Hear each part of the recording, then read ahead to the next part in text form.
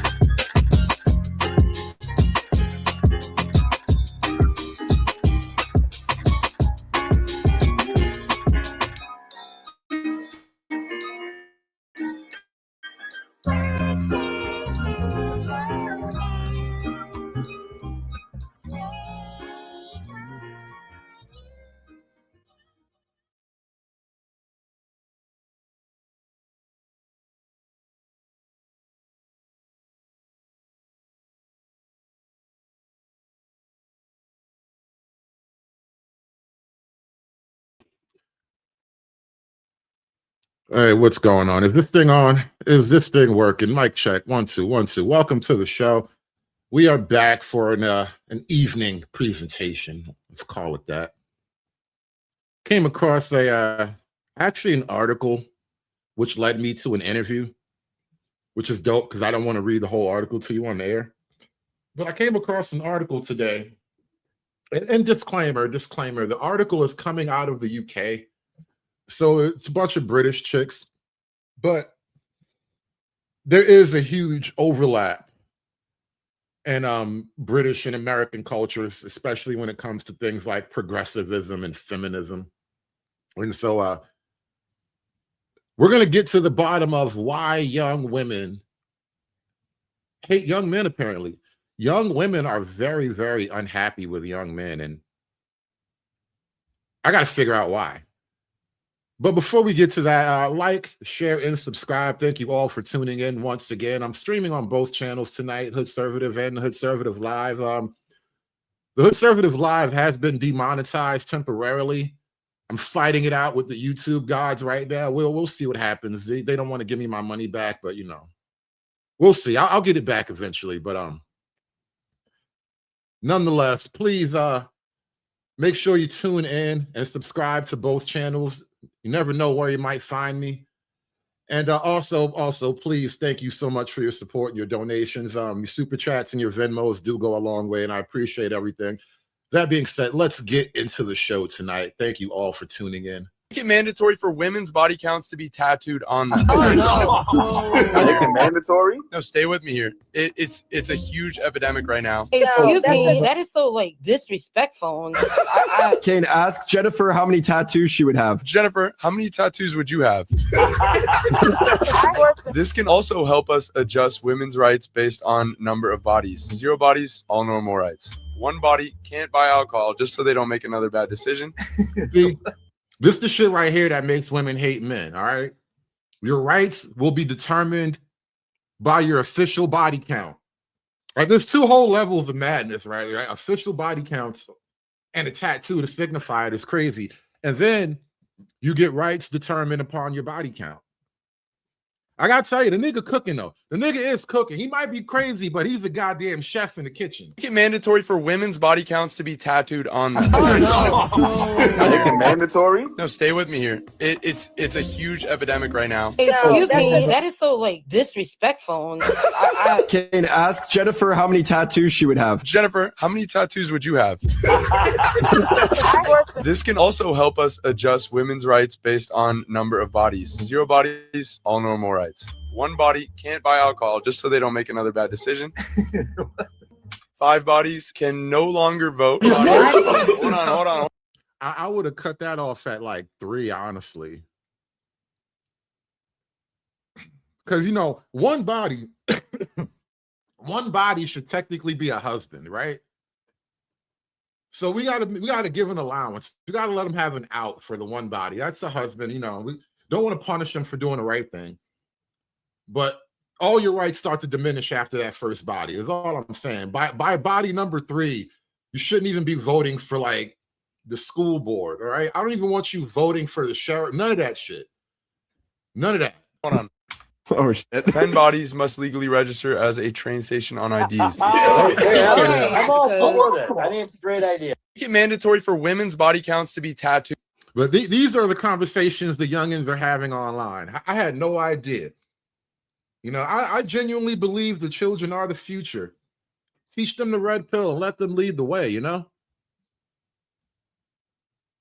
To perform at the level that I perform at. So To perform at the level that I perform at. So one of the things that you mentioned was that you were looking forward to, and correct me if I'm wrong, becoming manager or managing director of your law firm. Mm-hmm.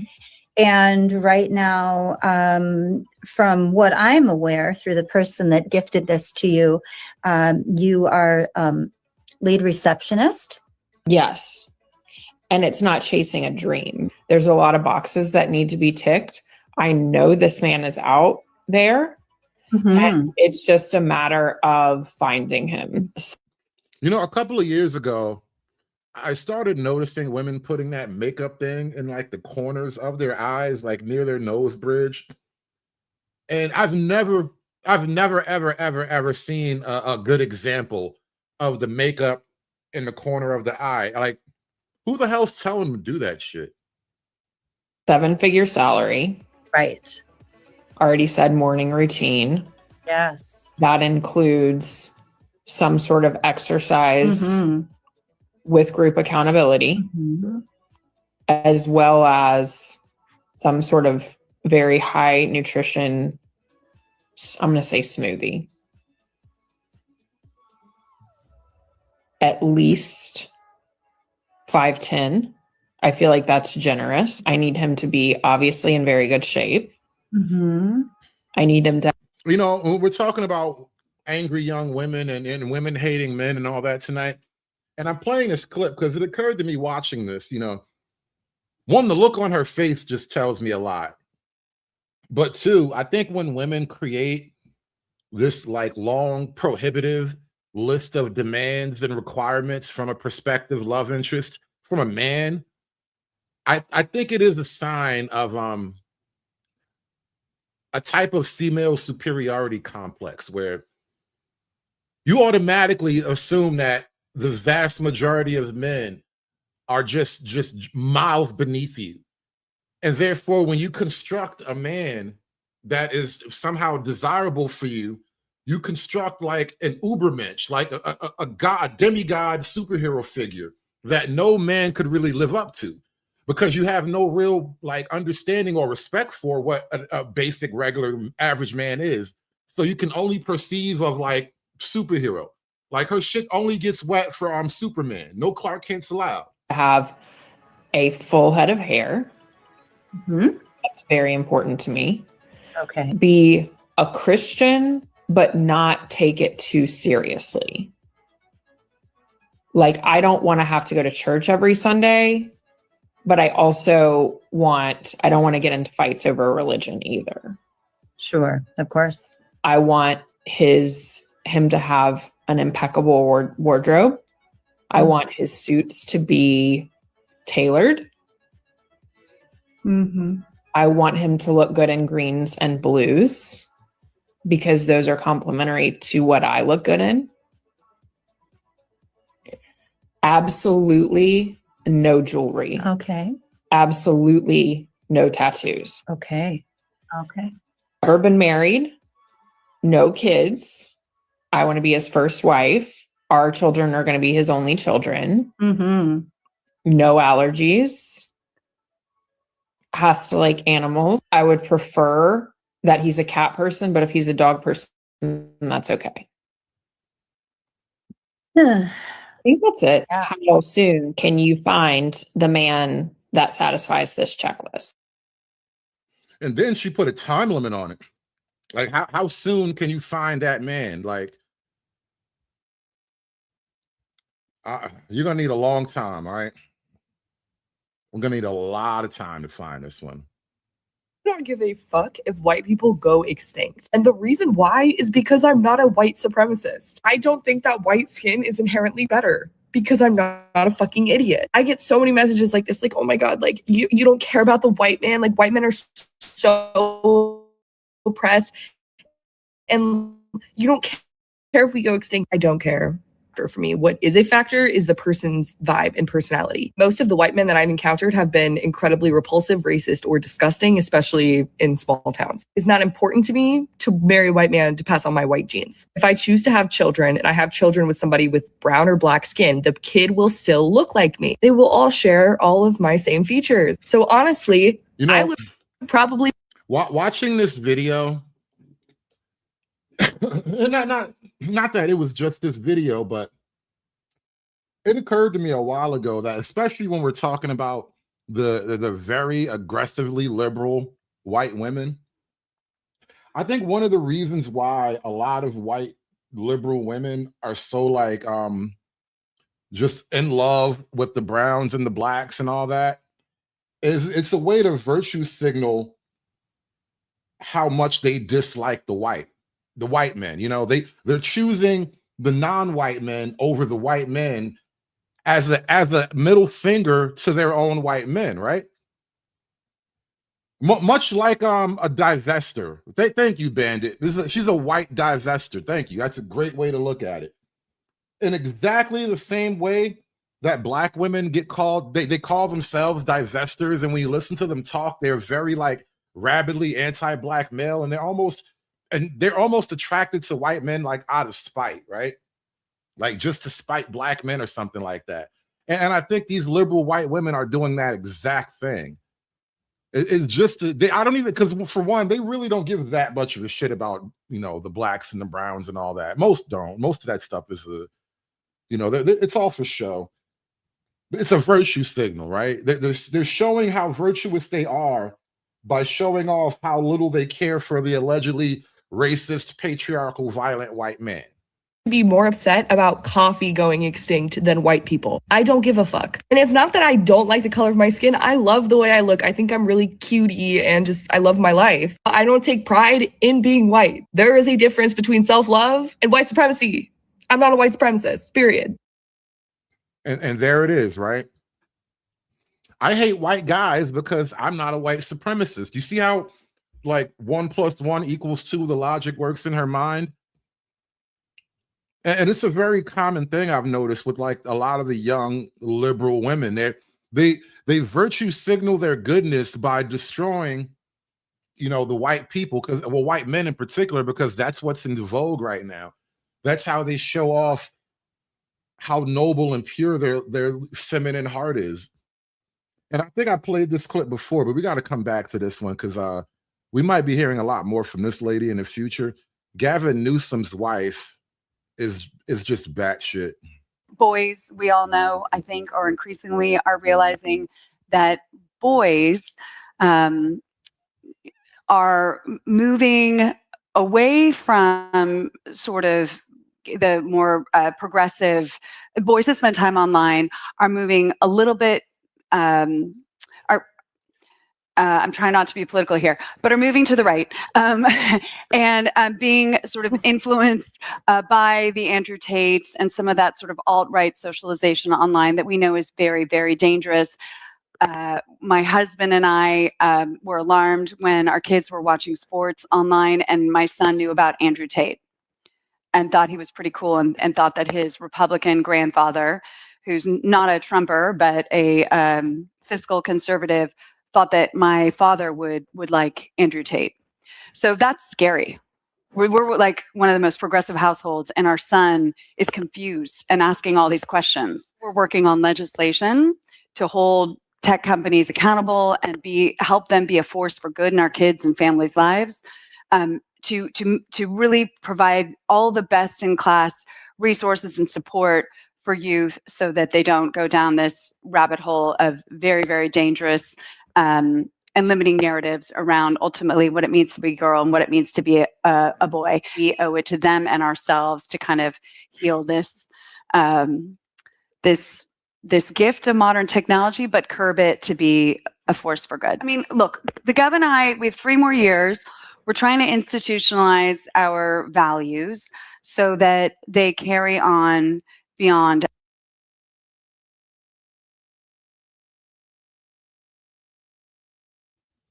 Only her husband is the governor, right? Her husband is Gavin Newsom. He's the governor of California. Yet somehow she has a role in implementing her vision and neutering all the boys through the power of the government. They will use the power of the progressive fascist state to effectively neuter boys because they have no other way to actually deal with them. So that's an interesting statistic that you were saying, that so conservative families have less depressed kids. Is that what you're saying?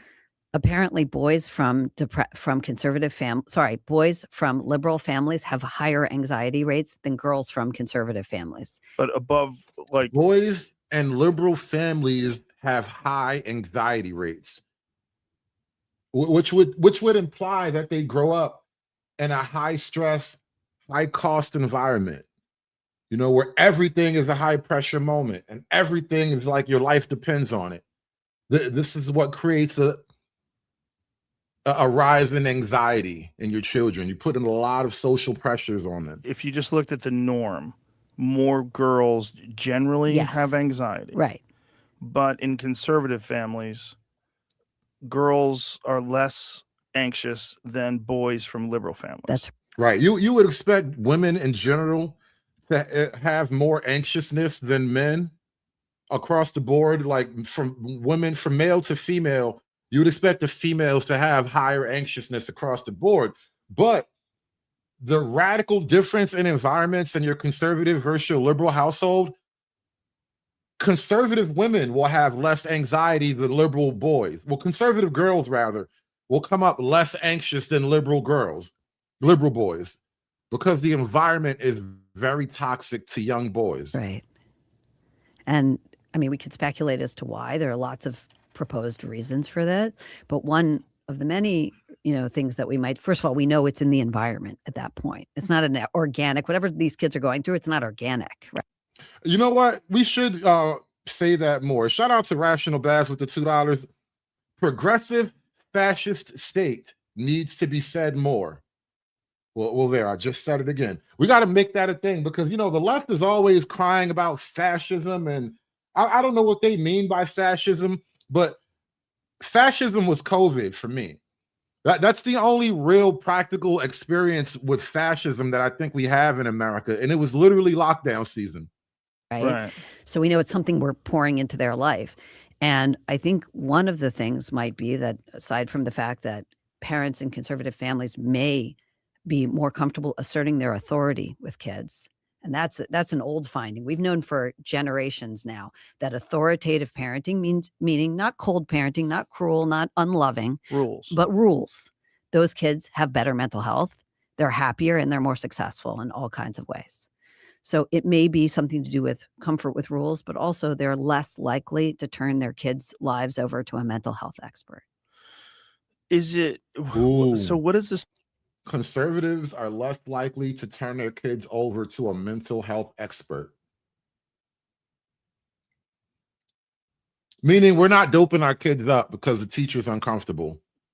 Bitch just gonna have to deal with it. Speculation as to why rules alleviate anxiety. Is it because there's structure? There's more structure to the world, so things seem less open-ended and less chaotic, and That's right. I think it's something to do with that. Kids need guardrails. They know they're not ready to be in charge. Parents today are so quick to put kids in charge. What do you want? Where would you like to go to school? What would you like to eat for dinner? Putting kids in charge. But we've known since the 1960s. Diana Baumrin did this research years ago, and it's some of the sturdiest research we have, because they've replicated it hundreds of times, and they've shown that loving parents who are also rule bound, they call them authoritative, not authoritarian, which is the cold, unloving rule bound, but the loving and rule bound parents tend to raise the happiest kids, because kids knows there are guardrails. And here's the thing: the people who are making the rules aren't some expert mom hired. They're the people who love me most. They're my parents. They're the ones in charge.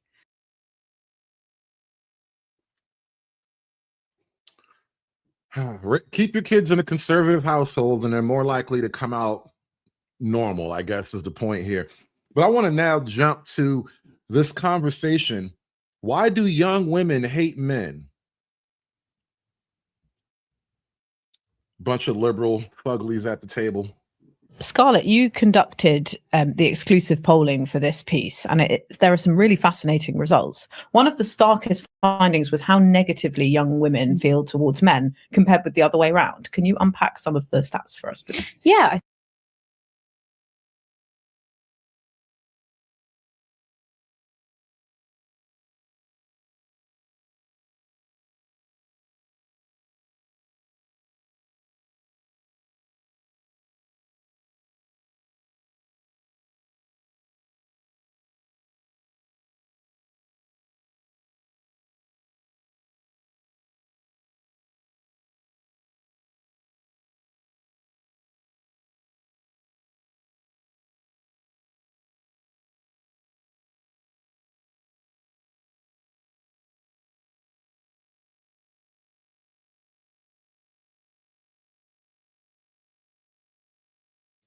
Damn it, I'm all muted up. My bad. I couldn't even hear me.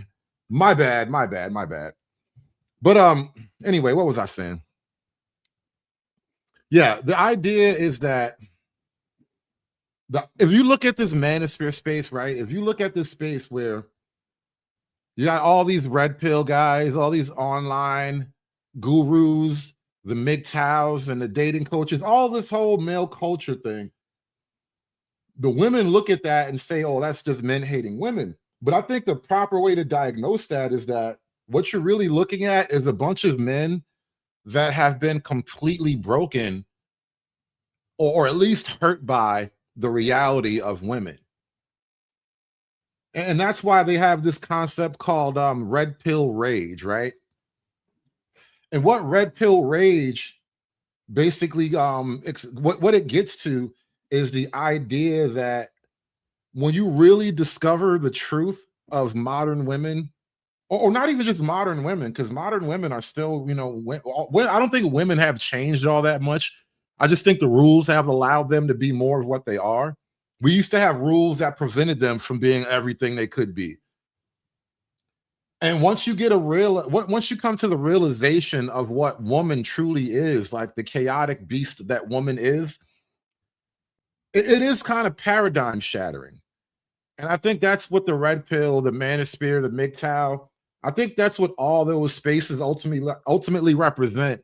Not that men hate women, that men have actually been, men are depressed by the realization of what women truly are.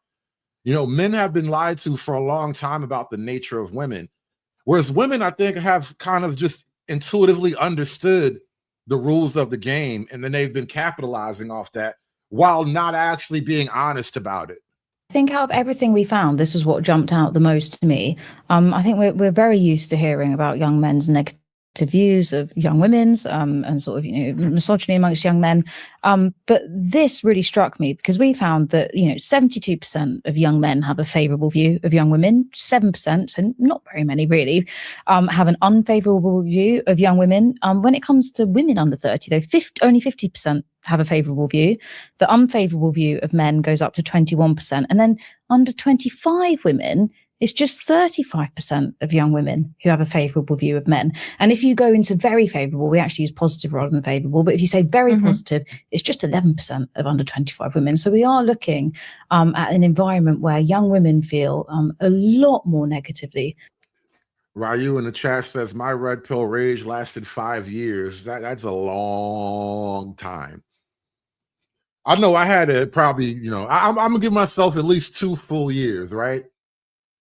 At least 2 trips around the sun. It takes a minute to just accept it and move forward with grace, right? Because you don't want to move forward in hostility and anger. And I think once you lose the hostility, that's when you finally come out the other side of it. But it does tend to hold towards young men than the other way around. It's really interesting because I think if you sort of, as a casual observer of some of the discourse about sort of gender politics and particularly the manosphere, you'd assume that this sort of rift between young women and young men was driven by young men's opinions and behavior towards women. Perhaps it is. We'll get more into the reasons behind some of these figures. But really, I mean, it's... And a lot of young women, and part of it's just female nature. It's like a defensive mechanism to protect their own fragile egos. They can almost never accept that the men are responding to the horrible nature of women. This didn't just happen because boys will be boys. It's literally happening because women will be women. Much more stark on the side of women's attitudes. Exactly. And it's not even reciprocated, on the young men's side. It really is unbalanced with young women feeling much more negatively than young men. Yeah. And Emily, you spent a lot of time with this demographic of young women for your feature. How was this negativity towards men shaping their lives? How did it come out when you were speaking to them? I was really, really surprised by how negatively they spoke about men. And I mean, some of them still had boyfriends and still were dating, although some of them were even quite negative about the men they were dating. One girl I spoke to was like, I can't imagine my boyfriend at the pub with his friends talking about political issues, whereas that's basically all me and my friends talk about. So, she felt quite scathing towards, even though she loved him, she felt quite scathing towards him. And some women I spoke to had basically sworn off men. They even hate the men they love. which is a very female brain thing to do, but it's real. It's real. How else can you explain like the phenomenon of, she loved me on Monday and she hates me on Tuesday? Like they vacillate, they go back and forth because it's almost like their baseline feeling toward men is something approaching hostility. Even though she loved him, she felt quite scathing towards him. And some women I spoke to had basically sworn off men completely and said they were uninterested in them, didn't have male friends. They all said they would not date a man who didn't share their basic views. And given women and men don't have exactly the same politics, and that's going to become more tricky if women are just totally not up for dating a man who disagrees with them on core issues. They viewed that as an absolutely uncompromising moral standpoint. Yeah, I thought that was really interesting because it becomes really pronounced when it gets down to particular political and social issues. For a couple of years now, we've been noticing this this trend where the boys are either going to the right or getting forced into the right, and the women are just diving into the most extreme left-wing positions. Like the men are nominally right wing at this point, right? Whereas women are aggressively far left wing. This isn't a thing that you can like reconcile easily. This is like civilizational fracturing behavior here. So 6 in 10 say they would find it difficult to date someone who disagreed with them on the Palestine-Israel conflict or who didn't share their views on Donald Trump. And Emily, did you get a sense of why? I mean, you spoke to some influencers actually, and we often talk about these influencers in the manosphere who are leading boys astray. But in a way, there's something sort of reflecting what's going on the male side of things going on for women. Had they been sort of influenced by things that they were seeing online? Yes, I think men and women are looking at very, very different internets now. Young men and young women.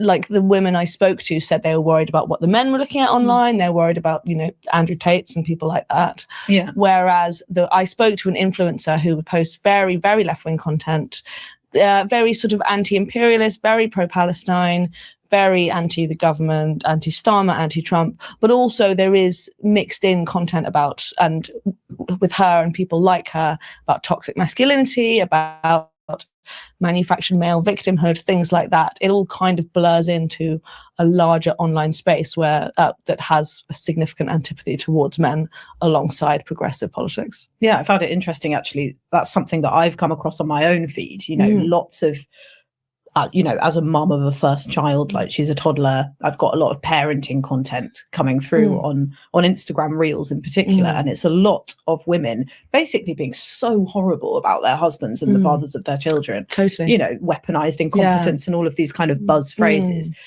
And I come off it and I don't recognize that in my own partner or many people that I know, but I do get a sense that there is a lot of frustration and hatred for the opposite sex out there. 100%. The girls I spoke to, I didn't put this in the piece, but they all watched this content about brides being humiliated at their weddings by their husbands. That's a real genre of content. I think a lot of these skits they're scripted, but they'd all watched this stuff and that was a specific thing for them.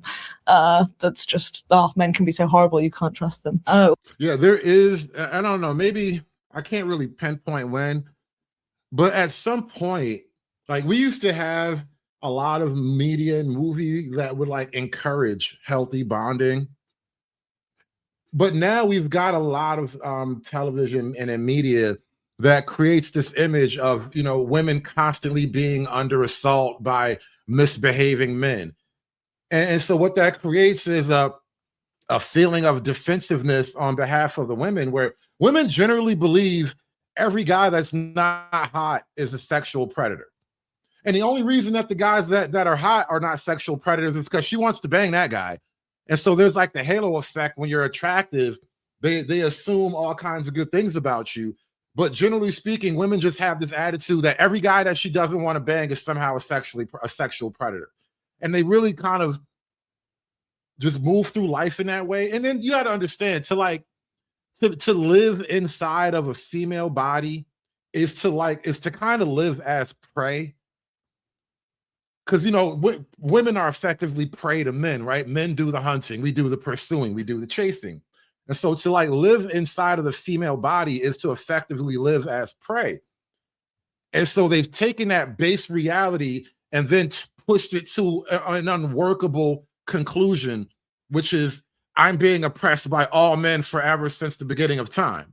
Almost like to drive their rage, kind of. Yeah, I think a lot of it, just as you see these skits drive to enrage men, there is the same version for women as well. Yeah. And what is making women feel so disaffected, Scarlett, who you've studied in this polling? I mean, you find that they're very, very pessimistic about their own economic outlook. Yeah. They're hugely pessimistic about their own economic outlook. They don't think the economy is working for them, which I think is partly then why they have a more favourable view of communism than capitalism, why they think the economy is stacked against them in a way that the young men feel less strongly. And the problem with that is, and all across the Western world, and almost any Western European country that you can name, hell, and even countries outside of the West, women have been given by the state more than they've ever been given before. Women have access to more than they've ever had before. Women collectively own more than they've ever owned before. Women have more privileges and more freedoms than they've ever had before. Yet they are crushed under the weight of all of this excess, and they're feeling as if they don't have anything. They don't have enough. And it's such an ironic thing. And this is another thing that's creating hostility between the men and the women. The men have a legitimate grievance in that the state punishes men to reward women. You know, we take from Tom to give to Becky. And so Becky, after receiving all of Tom's money, then turns around and says, I'm struggling and you have to do more for me. And Tom looks at this and all he wants to do is watch Becky suffer now. And what I find about that is I think it's really interesting because I think it's very clear to me that the economy is not working for young people generally. You know, if you look at the youth unemployment rate, if you look at student loans, it's very hard to make your way as a young person, I think, at the moment in this country. But I think what's interesting is that young women feel so much more pessimistically about it than young men, even though actually they're all in a bad situation, but women are in a better position than men overall. So, you know. Exactly. Women are in the best position they've ever been in. And they are the most miserable they've ever been. This is not unrelated, by the way. I don't think women can have all these things and truly be happy. It's something about the female. You know, we were playing a video the other night when it talked about like the 14 facts about bitches, right? And one of the facts that he said is that you can never be satisfied and demand more. So therefore, women can never be satisfied, right? And I think they're literally experiencing a phenomenon such as that right now. They have the most that they've ever had, and they are the furthest away from satisfaction they've ever been. Female youth employment stats are much better than male ones. Again, female earnings now for these younger generations have surpassed male earnings. So actually, yes, I think it's sort of absolutely right that they're feeling frustrated, but I still can't quite explain how much more pessimistically they feel, and that is even more pronounced actually amongst, like, it's a bit of an awful pollster term, but you know, about ABC1 women, rather than C2DE. So sort of middle class, more affluent young women in this country are the ones that feel those negative feelings towards the economy, towards how that system works, and much more pessimistic about their life chances. It's middle class and affluent women who feel as though women have the worst time of all right now. Isn't that ironic? The women who are literally doing the best think things are the worst. And those from more working class backgrounds and in more working class professions. That's really interesting. And did you find that those more middle class professional women had a more negative view of men than the... Yeah, and they had a more negative view basically across the board as well. Right. So they were more likely to think the country is racist, for example, more likely to think that the country is sexist, more likely to feel pessimistic about their own chances, more likely to feel pessimistic about how the economy works. Basically anything you can mention, that they were more negative. And Emily, did you get any insight at all into why that might be? Because obviously, and you mentioned some of the issues that generation are facing there, Scarlett, you know, housing. You know, I think to some degree, and I probably just stumbled on this a minute ago, but it is all projection. They can't constantly push to make things, quote, better, whatever that means in their little girl brains. They can't constantly push to make things better if they ever admit that things are great and they've been given a lot, right? So they can never admit their gains and what they currently have, because then they could never ask for more. Shortages, high student debt, and men are in that position too. So why is it that women are coming out with a different outlook? It's a really good question. I mean, I think a big part is the internet. Your polling showed that women who are more online feel a lot of this stuff more strongly, are more worried about things like abortion rights and the environment. I think they would put, if you ask them, their main answer is women are more empathetic than men. We naturally experience misogyny from a young age. We experience sexual violence, or we witness sexual violence. I believe the whole thing about women being more empathetic is another female projection. You know, I came across something the other day. It was a study about men and women. I forget exactly how to frame it. I'd have to go back and dig it up. But long story short, the presence of testosterone in the male body in particular, it creates what people call fairness, right? Your testosterone as a man, it encourages you to seek something like an justice, let's call it that, right? Men have a more even-keeled approach to what we call justice and fairness than women are. Women have what they call emotional-based reality or logic. They wrap their feelings around an issue and then get to the conclusion, whereas men wrap their logic around an issue and then get to a conclusion. And that actually creates a more fair outcome, generally speaking. So I think when you really run it out, it's hard to actually find all the evidence that says women are more empathetic. I think that's just a projection, because, you know, we were used to watching young girls play with dolls and we associate that with some type of empathy. But in reality, young girls playing with dolls is like manipulation training. They're practicing how to, you know, puppet and manipulate people. Whereas like young men don't really do manipulation training. We do war training. We do triage. So the idea that women being the more empathetic of the species is actually a giant lie that, you know, television and media and love songs do that shit to you. We experience sort of, a lot of them had what could be almost reactionary way of talking about sort of, we experience physical pain, and that in our bodies creates this greater sense of feeling and empathy compared to men. It's a very sort of biologically essentialist way in a way of talking about one's politics.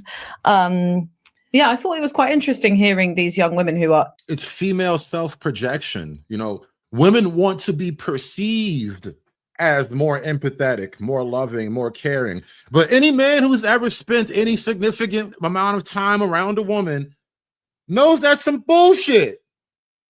It is impossible to actually date and marry and cohabitate, you know, live with women, and then still come away with the idea that they're the more caring and empathetic. No. That's literally makeup they put on to attract you. Extremely progressive in their values and their mindset.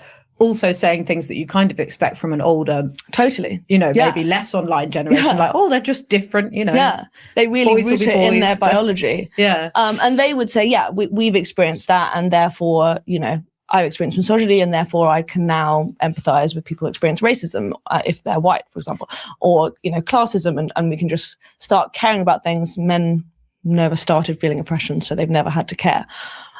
And I think, you know, there's obviously a point in that. There obviously, you know, I think a lot of young women growing up will have experienced a friend who suffered sexual violence, if not them.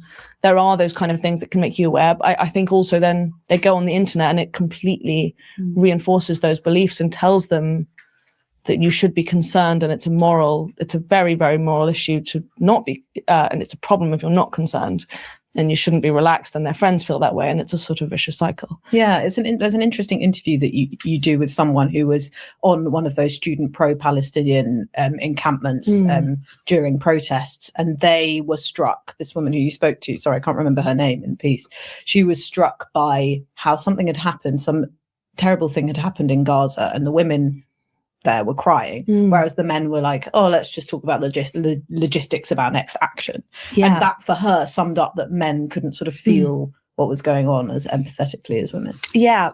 Women generally think their overt expressions of their internalized reality makes them better people. That's exactly what that is. Because I emote in public, because I put on a display of being somehow distraught or traumatized, and you don't do that, that makes me a better person than you. Meanwhile, the men are over there actually solving the problem that made you cry and break down in the first place, right? So who is really the better person? The people who fix the problem or the people who cry about the problem?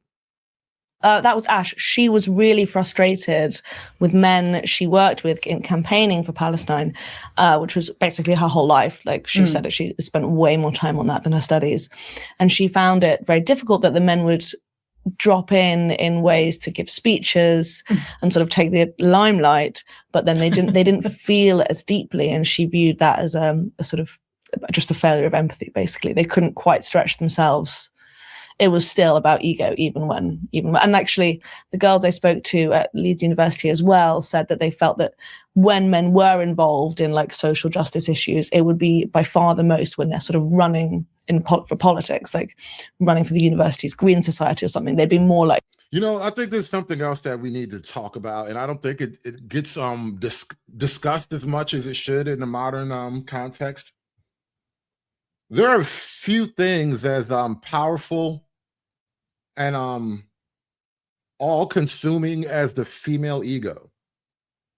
I know we talk a lot about men and the male ego, the whole Andrew Tate thing, the I'm him thing and all that, but we don't really look at the female ego with the same critical eye. And I would argue that American politics and Western politics in general is really female ego driven, far more so than it is driven by the male ego. to do that than they would be to do a protest on another issue. They'd never touch feminist society. They wouldn't touch social justice issues that don't involve self-promotion. That's their feeling. And they felt that extended into their personal relationships as well, didn't they? They felt that a man would call out misogyny if they fancied the woman who they were defending, but if not, they weren't really sort of saying things to their friends that, you shouldn't say that. They're very, very frustrated with the young men in their personal lives. They feel like they will make racist jokes and sexist jokes, and they'll laugh at them. They won't stand up unless there's a very specific sexual goal. And what it seems like she's talking about is young women resent that they can't break young men and make them do as they're told. Don't say that. Don't do that. Don't joke about that. Don't laugh at that. And this is creating, hostility. Like, well, these men must be horrible. I hate them. Well, Scarlett, you talked about the sort of contrast in terms of class, but actually there's quite interesting stuff coming out of your research about the differences in outlook between white women and those from an ethnic minority background. So you might expect women. Oh, we're getting into racial differences. Oh, I love it when it gets racial. Of color to be more likely to, to say that they feel the country is racist, for example, because they're more likely to be on the receiving end of racism. But it's actually the opposite. It is the opposite way around. So yeah, white women in this country, young white women, sorry, I should specify, think that the country is racist. I would argue that extends to America as well. I could be wrong because I think American blacks are significantly woker than British blacks, but I could be wrong. But generally speaking, I think white women, they oversell the idea of America's racism, or even in that context, they're in Britain right now. But liberal white women, they completely, they buy into the idea that America is incredibly racist, and then therefore position themselves on the opposite side. It's a virtue signal, right? But in reality, we're probably living in the most racial egalitarian times that we've ever had as a country, as a Western civilization. Ethnic minority women do not overall think it is racist. They're actually tied on the question, but they're significantly less likely to say that it's racist than their white peers. And I think that's interesting. That's interesting in and of itself, but that it extends into other issues as well. So actually, young ethnic minority women are much more likely to say they feel valued by the country. They're much more likely to say they feel positively about improving their life chances, you know, about things like being in a better position than their parents, about earning a decent amount, getting a house one day. All of these issues, they feel like they're much more positive and have more of a stake potentially in society, or feel that they do, than their white peers. Yeah, that's fascinating. Because a lot of the undercurrent of your piece and of your research is that this generation of women don't like the country. They don't feel a sense of national pride. They don't feel like it's giving much to them, and they don't feel like they have a place in this country. Does that come up? Yeah, absolutely. Ash said there's nothing for me here. I don't think anyone was positive about Starmer, or, you know, these are. I don't think any of them felt positive about Britain in any way. Even if they had personal goals they were excited for, which a lot of them didn't. They didn't feel. They felt incredibly pessimistic about the way the country's going. They were terrified about reform specifically, but even the government as it is, which you know, they were just very, very negative about. Yeah, and that has implications, you know, real world implications potentially, because one of the reasons they're terrified of reform, and one of the, you know, perhaps one of the reasons why they're reluctant to start a family, is that they don't have much hope in their sort of future economic circumstances, but they're scared that reform might sort of, I don't know, force them into family values that they don't have, for example. Yes. And, you know, this is such a big conversation on the left and right, is the falling birth rate. And there's a discrepancy again with how likely young women are to feel that they would like to have children compared to what young men would. Yeah. And so we're still talking. Yeah, apparently even family, having children and having a normal family is actually a male-coded thing. Girls just want to ski. Girls just want to have fun and get skeeted on. Not in, but on. About quite small numbers here, but young women are much less likely than young men to say they would like children. And again, this is particularly pronounced amongst white women under 30, one in five of whom say they would not like children. And that's not sort of like now, that's a ever. And obviously they might change their views over time and all the rest of it. But they're sort of starting out their journey in terms of viewing relationships or approaching people with that view in mind, in a way that the young men their age don't seem to be in to the same extent. Yeah. Did you speak about, you know, starting families with the women that you a lot of them were not sure. Some were anti, a lot weren't sure, but they spoke, all of them definitely didn't want kids by 30. And I spoke to one girl who'd done some polling of herself just in her year group. She just asked, and I think she asked like 15 young men and 15 young women, and almost all the young men said they wanted kids by 30, and like basically none of the young women wanted so that. Interesting. And I think, and they would view that as totally like, well, it's men's fault for not doing enough. They see scary things about trad wives on the internet. Right. They see scary things about reform. They see pro-maternity, pro-natalist policies that scare them. They see things about abortion rights that scare them. And it's just, you know, there's not really they don't see any obvious reason to have it. And so this gets in the way of relationships between young men and women, presumably, although some of the women you spoke to did go out with men. But also yeah, I think this is a very bitter pill for the modern woman to accept. The less domestic appeal you have, meaning family, children, stability, long-term affection, and all that kind of thing, the less of that you have, the less valuable you are to a lot of men. Like you're still you're still a body. You know, guys want you for your body and all that, but it begins and ends with that, right? But there's nothing more to be done because you're not that woman. And apparently not enough women are that women. It's collapsing society. We're going to implode Western civilization. It has implications in terms of party politics. I think every interviewee in your piece were talking about voting Green, I think, or potentially Labour. Have you noticed a split in terms of voting intention? There is a split in terms of voting intention. And again, it's not the split that people think necessarily. I mean, it is and it isn't. So I think, again, they were part of this narrative about young men, and actually Reform themselves were leaning into this because I think, you know, it helped them to feel like they were very, you know, had a huge appeal amongst young young men, even if not young women. But actually, young men are still less likely to vote for reform than any other generation of men. You know, they're some of the least likely to vote reform in the country. Most voting intention polls actually have young men just as likely to vote Green as reform, if not more likely to vote for the Greens. So, you know, it's not that this is being driven by young men in terms of their voting going dramatically to the right. Right. But what is happening is that young women are in huge numbers going to the left. Now, we could even see this was visible at the last election, even when the Greens didn't do very well overall, or, you know, they had the best electoral performance, but still, you know, not the sorts of numbers we're now. And apparently this is true across the Western world, right? In Britain and the UK, probably in Canada as well, women are way more extreme than men are conservative. In the polls. Yeah. And that has only grown since then. And I think when you look into their views of these figures and these parties, and I think what's quite interesting is I think what we're getting at is, you know, it's not just political questions. Their politics are underpinned by their values, which they don't want to compromise on and which they hold very closely. You know, their ideological and cultural values comes first and politics second. And partly as a result of that, they are relentlessly negative about Keir Starmer, about the Labour Party. And I think a lot of this hasn't been priced in, because I think a lot of Labour, or, you know, I think they may be waking up to it now, but just think these women will come home. You know, I think they just think, yeah, they're a bit cross. Okay, fine. They don't like us very much. They don't like all the stuff we do with the flag, you know, whatever it is. But ultimately, they will come back to us, because that's what young women and, you know, sort of slightly older young women do.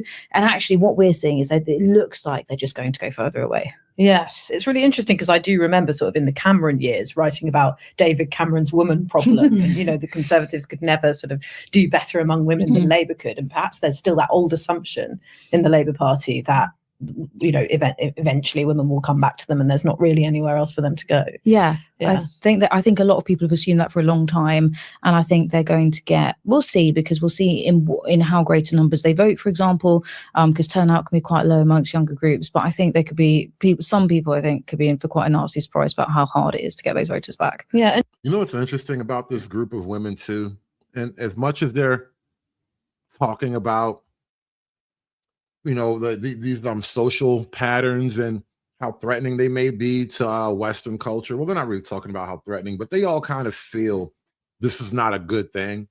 They'll never connect this to the giving women right to vote. The fact that women can make political decisions, and therefore the entire nature of politics gets bent toward the morality of women. And now we're in this situation where women hate men and men kind of don't know what to do about it. It's because you gave them the vote. Generally, I know that we used to talk about this, you know, the motivating voting issues for women voters, you know, usually similar to men, but, you know, perhaps a bit more emphasis on the NHS, childcare, schooling, the things that they might be more involved in their family setup than the men might. In terms of this generation, these Gen Z women that we're talking about, are the motivating factors the things that we've been talking about, you know, climate change, how they feel about Israel, Palestine, Trump, those kind of issues? Yeah, definitely. So they're still very much concerned about the cost of living, and again, but they firmly see the solution to that through a redistributive lens. You know, that's what they would like to see, and they're very agitated about housing costs and things like that. They would be a fan of Zach Polanski's policy announcements about rent controls, for example. So it's sort of economics, but with that spin on it. And then otherwise, you're absolutely right. Issues that are more important to them absolutely include things like the Israel-Gaza conflict, much more important to young women than it is for a lot of the rest of the population. And then they do loathe Donald Trump, and they are genuinely fearful of Donald Trump. And I was speaking to some in focus groups actually. And the idea that women in the UK are genuinely fearful of Donald Trump is more reason why they do not need to vote. Because now your politics has to cater to their irrational fears, which is actually how politics actually works right now. This is why most liberal campaigning is some version of a fear-based strategy. There's almost nothing really like hopeful and inspirational about like left-wing progressive politics. It's almost always a fear-based appeal. London over the last couple of weeks, and they actually even were saying, well, we don't want the country, even though we're really cross, we actually don't want the country to get weaker because that will help Donald Trump. So, that they are framing quite a lot of our national politics in terms of what's going on in America. And I think that is partly because that's what a lot of their media, we're talking about online. Yeah. A lot of that is framed in terms of American politics and their political discussions. Yeah. It's so interesting because I think particularly on the right of politics, there's this image of sort of overeducated young women who come out of university with these kind of radical political. Overeducated is such an interesting word. I would argue poorly educated, miseducated, undereducated even. How often do you actually meet an overly educated woman? Like really, in all practicality, how often do you actually meet an overeducated woman? It's just one of those words like emotional intelligence. It's a phrase we came up with.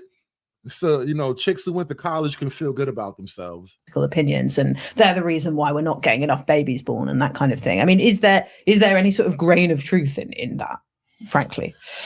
I mean, I do think they probably are, perhaps they are spending more time online, and that's why that's part, and that message is being reinforced. Universities are left wing. They're with a group of people who feel the same. It becomes a bubble where they think that. I mean, you do have those differences of opinion between the ones with degrees and they're in a bubble where people think like that. I mean, it's natural to look at America and be scared of it. I think America came up a lot with everyone. They were all worried about Trump. They take care. They are literally scared of America.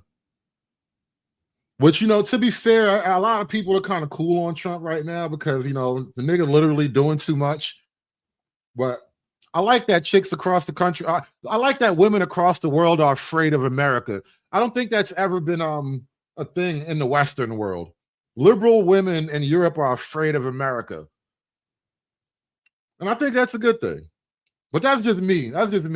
It's almost as much as like Britain, it's a problem for them.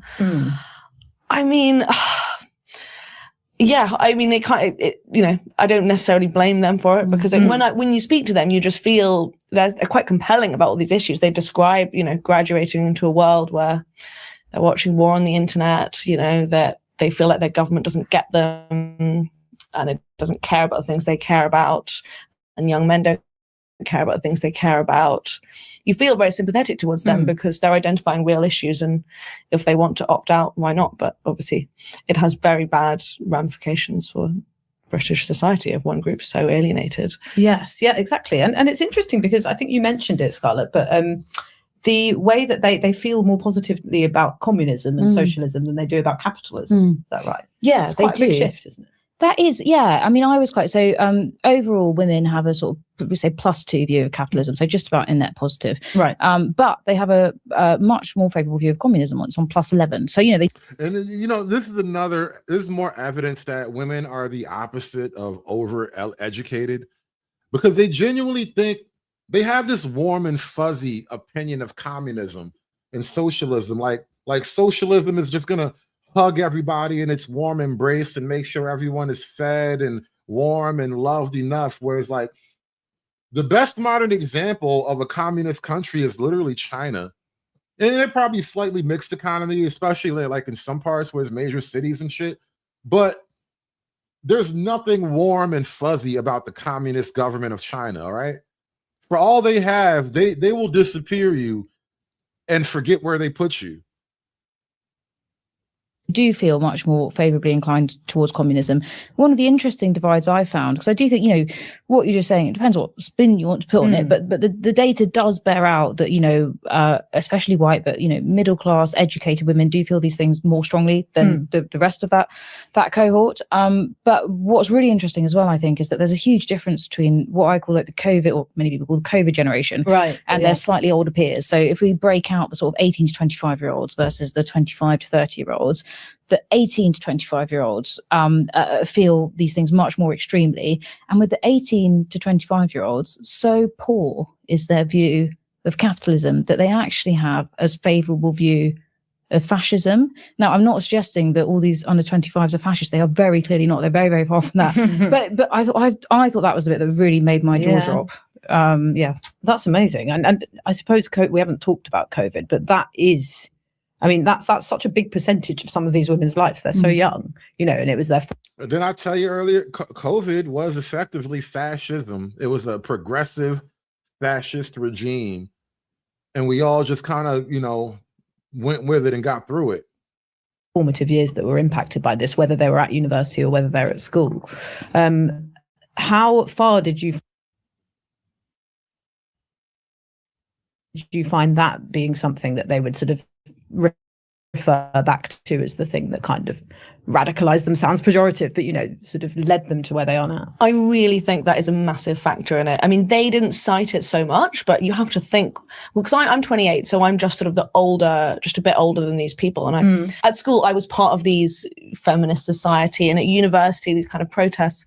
I was sort of in that kind of world, but I was trying to think, what's the difference between my experience of it, where everyone was talking about progressive things and fourth wave feminism and all that stuff. What's the difference between that and these people now? And it is just that this overwhelming bleakness that I don't recognize that at all from when I was at school and when I was at university. I don't remember this sense of being totally done with men. I think people were angry about things and people were excited about new ideas, and it was sort of If women think they're totally done with men, what the hell are they going to do? Is everybody just going to get old and die out? Or even worse, and this is really what's going to happen in the Western country. Women hate young white Western women, hate young white Western men so much that they're effectively inviting the barbarians into the gate. Which is why historically you never let women guard the walls of the town. You never let women do security. Never, ever, ever trust women to run security, at least not alone. She can be at the front desk with a clipboard or something, but there has to be men there who will back it up. There were books to read. There were all these journalists writing, interesting new things. Everyday sexism was suddenly a concept that you might not have used before, like that phrase. Totally, Me Too, Rose for BLM. There were all these movements and all these new concepts, like microaggressions, all this stuff, and it was we learned about all of it. I don't remember the nihilism and the negativity. That I don't remember, and I do think. I mean, I think the war in Gaza is another big thing that probably made them feel really detached. But I think COVID, that time feeling alone and isolated and watching more and more on the internet and getting more segregated, I just think that's a huge difference. Yeah. And lastly, is there anything, it's pretty bleak for Labour, isn't it? Because they feel so sort of pessimistic about the current government. What would you do if you were in Starmer's team and you were looking at these figures? Is there anything that could win these women back? I think it's very difficult to know, and I think the problem they will have is if they. I think firstly that these women do. I think until sort of Zach Plansky and the Green Party, which is a very new phenomenon, it hasn't even filtered down to a lot of these young women yet. I think the ones you spoke to very positively, but it's still not actually hugely known amongst the public. So I think that we will see that accelerate over the next year, but no one's been trying to speak to them. I think no one's been sort of acknowledging that they feel locked out of or at odds with society. I do think it is difficult though, because they increasingly look like a sort of unreconcilable part of the coalition, if that makes sense. And that's where that's the actual reality of the problem. Women are so extreme that it's unreconcilable at this point. And I think it's hard to look at modern politics with any practicality, with any wisdom, if you don't have any grounded understanding of women in general. And so if you've been in any real long-term relationships with women, any just serious encounters with women, you can probably relate to what I'm about to say to you. In order to truly be effective or successful, even with women, whatever you think that means, it is imperative that a man access a level of coldness. Stoicism is a word often thrown around, but I prefer coldness. Women don't understand stoic, but you tell a bitch, I feel cold. I'm cold-hearted. They understand exactly what that is, right? And when you treat them with a level of coldness and detachment, it kind of deflates the manipulation and the feigned empathy that they like to project. And honestly, your coldness is the only real effective weapon to their weaponized empathy. How else do you fight weaponized empathy unless you have a form of weaponized coldness, right? And so I think for a lot of men, and then as a political reality going forward, we're just going to have to ignore women. But, you know, they have the vote, so that's not going to work either. But that's kind of what's being asked right now, is to kind of just take the vote from women and ignore their cries, because your coldness is the only thing that can save the both of us, you know? Because of the things that are most important to them. I suspect if you're in parts of Labour, there'll be parts of Labour that strongly agree with them on lots of this, by the way. You know, some of the PLP and things like that will, I think, will have a huge amount of sympathy for these young women's views. But it's difficult when if these young women are holding dear to them and things they won't compromise on, which are then toxic to other parts of the electorate. You know, so I think it's a very difficult balancing act for Labour specifically, although it's something that Labour, the Greens, I think, you know, the next election is increasingly look like a battle between coalitions. They're going to have to, whatever sort of coalition takes form in the left, it's going to have to start factoring some of this stuff in and working out how to reconcile it. Yeah, for sure. Well, thank you. There is Thank you so much, both of you. There is no way to reconcile women hating men, especially to the degree that we've reached lately, where women are just live at the political extreme. And most men, especially the younger ones, tend to hover somewhere close to the right wing, nominally right wing at best. But I don't know how you reconcile that with a level of force or something. Like there is, and then that's ultimately what's playing out in the grand scheme of things. It's like a giant force of wills, you know? Is her will stronger than your will? And typically, if it's just, you know, one-on-one man-woman, it's easy to probably overcome that and navigate that problem. But when you sort of extend that to the majority of women and give them the voting franchise, it's no longer just about your will. Now you have to be clever. You have to figure out a way to work around these things. And Ben, that's something interesting you just said here in the chat. How you fight empathy with gaslighting? Are you saying gaslighting can fight empathy? Are we going to take like the 50 Cent method? Just spit game to the bitch confused? Is that how you fight empathy? Just spit game at her until she doesn't know what's happening? I think that's what's happened to women already. I think women have been receiving so much emotionally weighted information that they are effectively confused and frozen. They're paralyzed with emotion effectively. They can't think logically about the problem. They can only think emotionally about the problem. Like they kept mentioning Gaza and Palestine and whatnot earlier. And I'm not sure, and don't get me wrong, I am not about to pick sides on either side of that fight, but I am not sure that these women who care so much about the suffering in Gaza even understand the complete depth of the problem. They just don't like to see babies cry. And because they don't like to see babies cry, they would literally set the world on fire. They don't really have that kind of 1 leads to 2, 2 leads to 3, 3 leads to 4 type of logic going on. They just don't want to see babies cry. Dick Thug with the $10, he says, they are no longer progressive. Progressive is more pro-science. They doubt biology and they feel that taxes should go towards social issues rather than space exploration. But we all know this. I beg to disagree, though. I beg to differ, Doug. I really do think they are just the modern extension of that original early 1900s progressivism that we all learned about in high school. But shout out to Dick Thug with the $10. Y'all smash that super chat button for me. Hulk! Smash!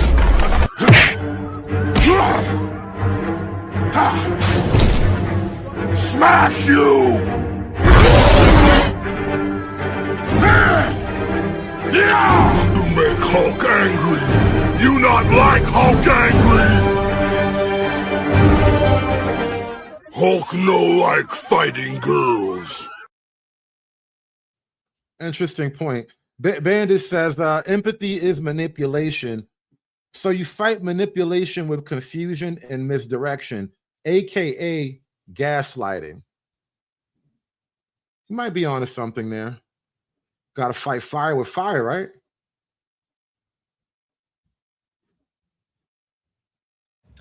when it comes to intimacy, there are so many women that think they are above science. There are so many women that think they are above their DNA. And it's just always so funny to hear because they always in the comments like, no, like when I sleep with men, my mind and I don't get attached and I don't do this and I don't do that. And I'm just like, congratulations. You are now your biggest op. Congratulations. Your body is now not in harmony. Congratulations. You're now not in alignment. Congratulations. That's not normal. I don't know why y'all think it's a flex to be able to separate the mind from the body from the spirit. I don't know why y'all believe that is a flex. I honestly just wish that y'all would just say the quiet part out loud. And the quiet part out loud is you hate men, you don't like men, you don't want nothing from them. You just don't hate them enough to stop sleeping with them. That's the truth. You just want to continue to sleep with them. You want to do it. Just say it. Just say it and stop trying to just say that you don't just say that you enjoy sleeping with men so bad that the mistreatment and all that is really not that serious. You just like to be performative for other women because y'all gotta sell to each other. I think that's a lot of what's happening too. There's a lot of like female one-upsmanship happening. Like, oh, you hate men? I hate men more. You think these niggas ain't shit? I know they ain't shit. When you realize that the vast majority of men play games from the very start when it comes to dating, you literally have an entirely different outlook on men. Listen to this clip. Of a doubt so damn much. We know exactly what we're doing. We're not stupid. Men are very intentional. They'll talk to you and in the back of their head, they already played out a few things that they want to do with you. Every single thing that a man does with a woman is with intention, 100% every single time. And a man might. I really hate these guys. Just giving chicks weapons to break men. Might play dumb. He might play the card to get you to think that he's dumb when in reality he's not. He knows exactly why he's talking to you and he knows exactly what he wants from you. If he hasn't texted you or reached out in 2 to 3 days, 100% intentional. If he hasn't reached out in a few weeks, 100% intentional. Men don't just talk to women who they are genuinely interested in and then don't talk to them for 2 to 3 days on end. It doesn't work like that. When a man is genuinely interested in a woman, he will reach out to you in 2 to 3 days, a week or two, whatever it may be. 100% intentional. He's not doing that accidentally. When men love bomb you, you think it's on accident. It is not on accident. It is very intentional, very strategic, and very thought out, very deliberate. Men prioritize women who they want in their lives. If a man's texting you all damn day and in all reality, the same things that you're looking for. When a woman takes a man's life, I don't care. When a woman sets up a man, I don't care. When a woman lies and manipulates a man, I don't care.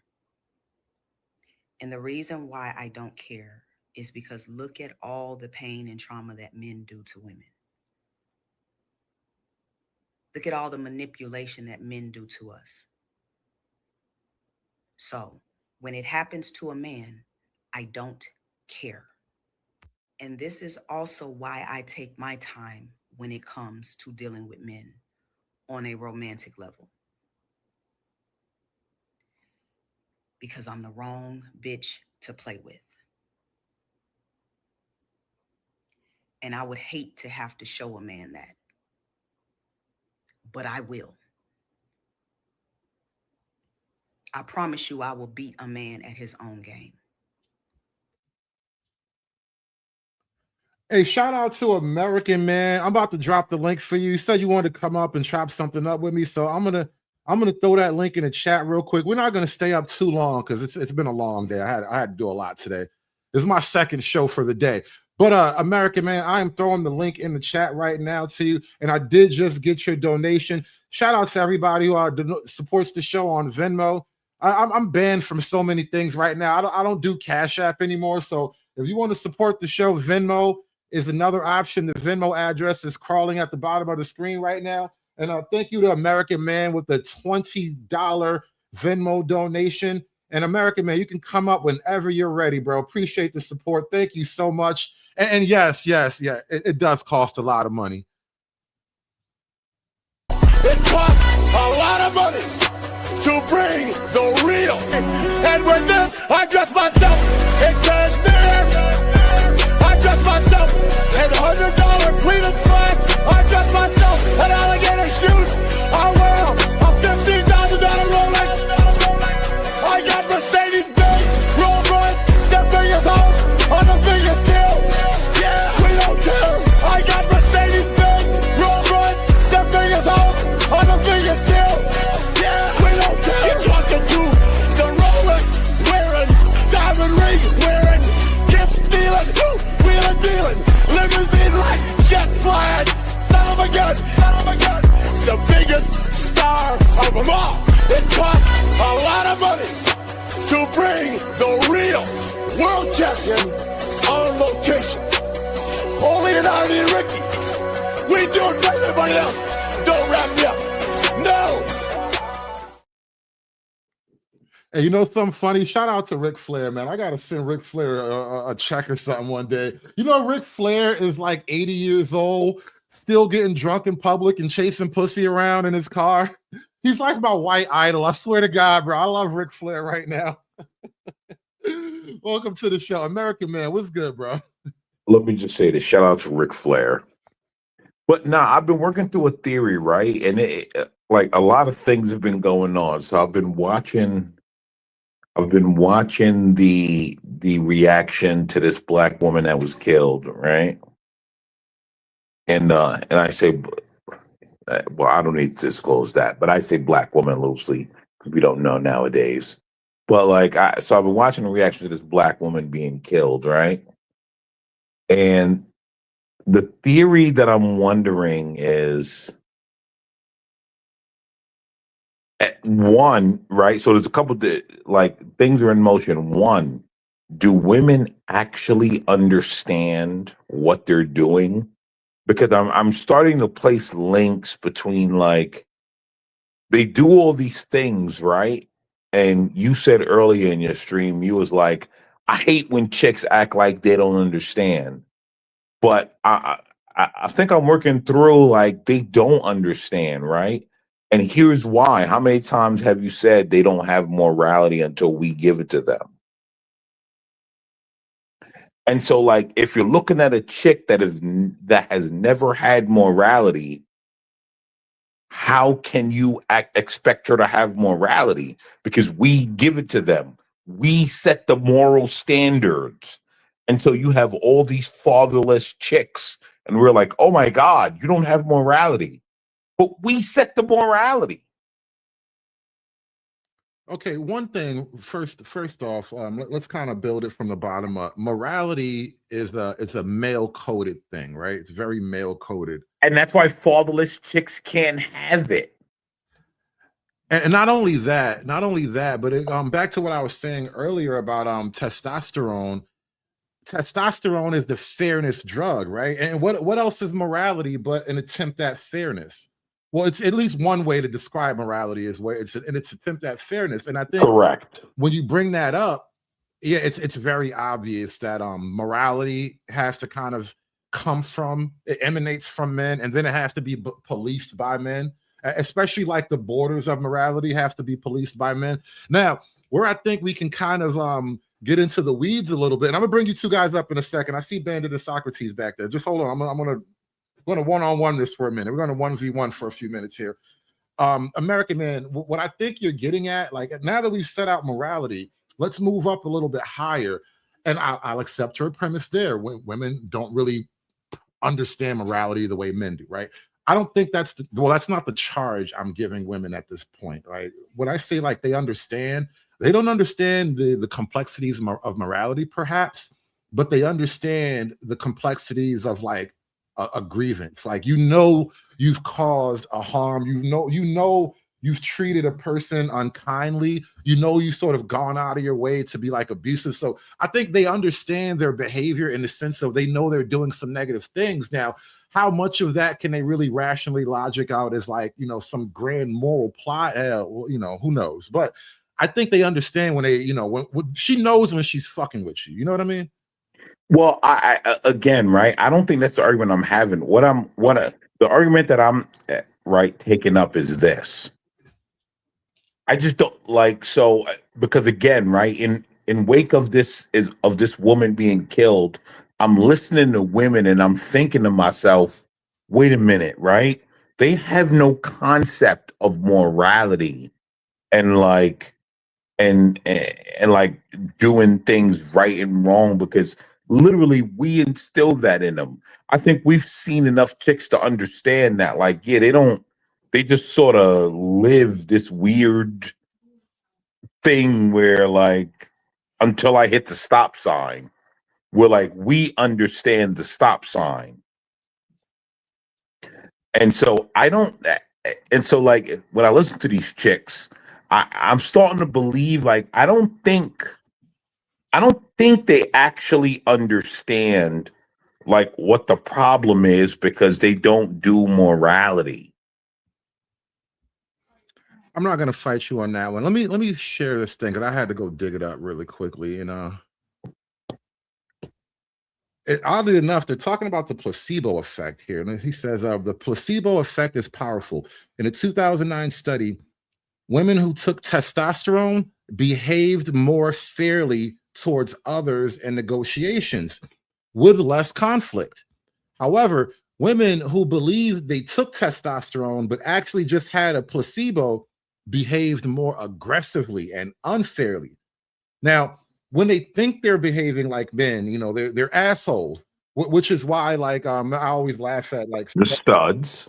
The studs, they always project, they always look like ain't shit niggas. And it's a very black thing. I don't see a lot of white studs. White studs are just butch, but black chicks have perfected the whole stud thing. And it's always the worst nigga of the group. Every stud is the worst nigga you could ever meet, And I think they're projecting what they perceive male behavior to be, but without actual proper testosterone to guide them biologically, then it's just a projection of what they think, not an actual attempt at fairness. And I think that's what this article was getting at. Let me read a little bit more, and I'm bringing other guys up. It says, here we show that the sublingual administration of a single dose of testosterone in women causes a substantial increase in fair bargaining behavior, thereby reducing bargaining conflicts and increasing the efficiency of social interactions. That is some very male-coded shit. We just want to make everything run smooth. Anyway, however, subjects who believe that they received testosterone, regardless of whether they actually received it or not, behaved much more unfairly than those who believe that they were treated with placebo. Thus, the folk hypothesis seems to generate a strong negative association between subjects' beliefs and the fairness of their offer, even though testosterone administration actually causes substantial increase in the frequency of fair bargaining offers in our experiment. What say you, American man? Let me bring your other guys up. So let me ask this question, right? So they had to give women what is genetically grown in men for them to be fair. In the chat that I said earlier, I said it's genetics. Women do not have the genetics. You know what? I'm gonna. Let's put this another way. It's even more scary. It's even scarier. Oh, hold on. I would like to finish. Okay, Right? go ahead. Go ahead. Like women don't have the genetics to deal with any of that. They just don't have it. And so I think a lot of times when we're telling ourselves women are acting dumb and they're they don't understand and we're oh, you're playing dumb. No, I think they literally don't understand because none of that is built into them. It's right. It's built into us, but it's not built into them. So that's why I forget who it was had made a statement and had said, maybe with Andrew Tate, right? Now, I don't watch Andrew Tate. I'm older than him, blah, blah, blah. But like he comes up in the feed. We all seen Andrew Tate several times, even though we don't search him out. And I think there was one thing that he said, and he was like, God damn, I had it and I lost it. God damn it, I lost it. All right. Bandit, you were about to say something. You got it. Yeah, real Go quick. ahead. I'll keep this real short. Now we know how women act when they're emotional and everything else. Now add microplastics and everything, estrogen in our system, and now men are starting to act like women, and you wonder why society is going to shit. You know what I mean? Like, this is all this is all seen like throughout society. We see society collapsing because men aren't acting like men, they're acting like women. And we're seeing the fall of society because of it. And Bandit. Bandit, thank you. That was one other thing that I actually wanted to make a point of tonight. Look at women's genetics. What do their genetics do? After they've made all the men in America weak, they go and get the third world men that will subjugate them, and they tell them, come be our leaders. What does that show you genetically about women? You know what it tells you? It tells you that women will always want something, and that something will always change. And you have to understand what that something. No, incorrect. It tells you that women always want to be subjugated so they don't have to deal with consequences. Yeah, that's why they're going out and getting third world men that they know will subjugate them. It's more than that. And what I'm trying to say. No, it's not. That's genetics, bro. I know. Let me explain. Hold on, American. Let me do that. Let me explain real quick, and then I'll shut up. What I'm trying to say is women want something, and that target keeps moving, and they don't like what they have now. And depending on their emotional state, they will want something else. So they see you and they go, I don't want that. I want something else. They don't know that this something's going to be good or bad for them, but it's always an ever shifting target. So you have to understand what a woman's mindset is at that moment to be able to understand what that person wants, because it's going to change. It's like men go from A to B. Women are like a clusterfuck. They just literally will. If you look at women's brain, it's like if you took a pencil and just start jabbing it around on a piece of paper, there's no connecting dots. It's just an angry cloud that makes absolutely no sense. That's women's mind. Now, All right, men are a straight line, A to B.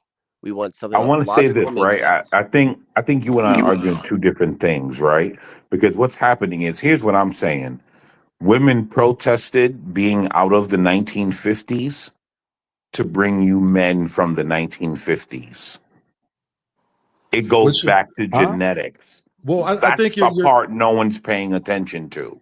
I think your larger point stands immensely, that the kind of lack of comprehension of second and third order effects, that's what we're getting at. You know, they don't necessarily see the second and third order effects either. And perhaps that is a testosterone thing. Maybe there's something about testosterone that gives you supreme pattern recognition abilities.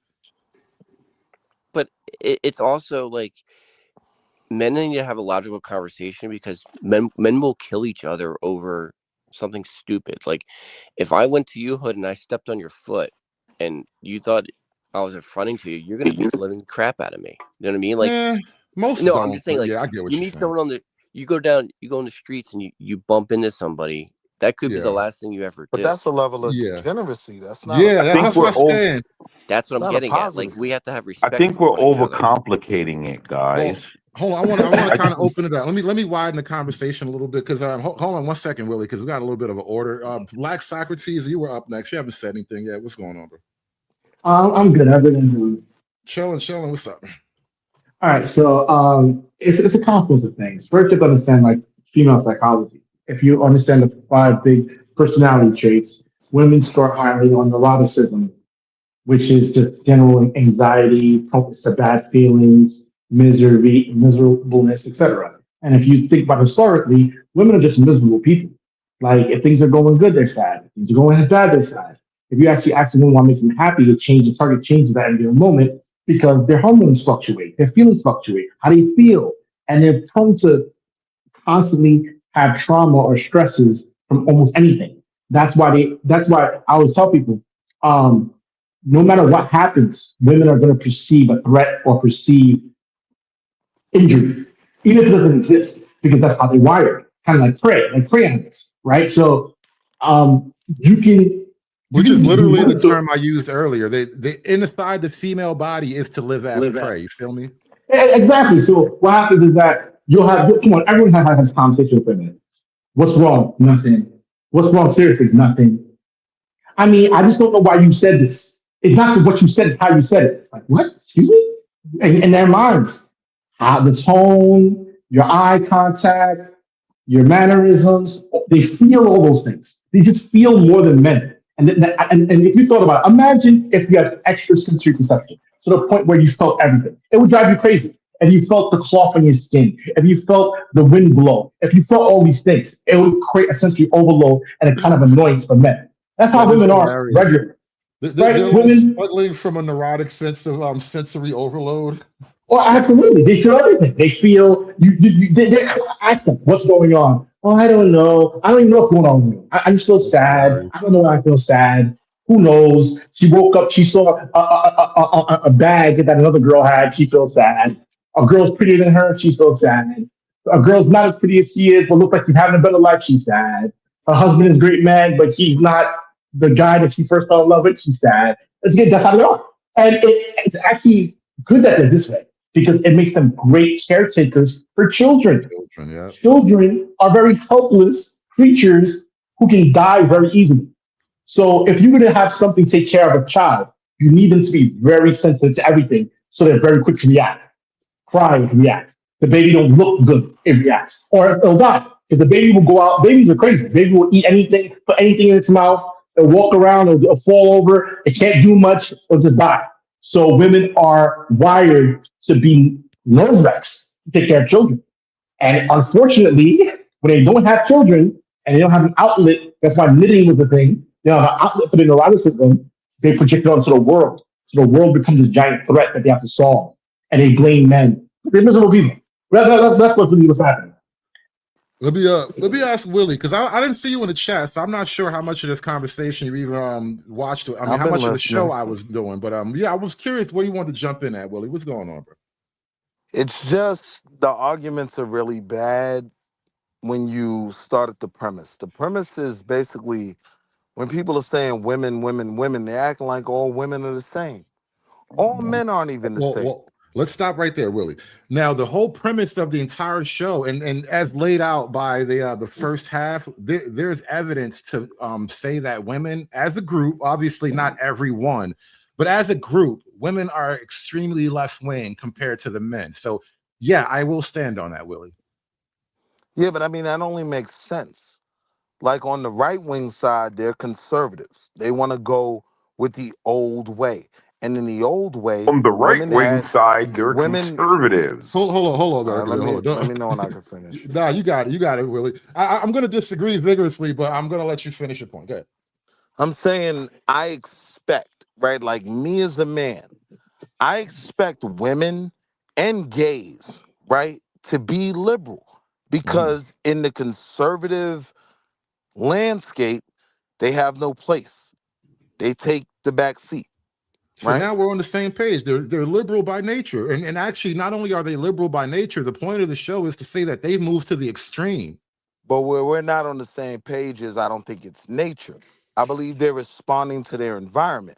I believe it's very much like no, that's true. We agree on that too, by the way. Hold on. I believe it's very much how most black men vote Democratic. Why?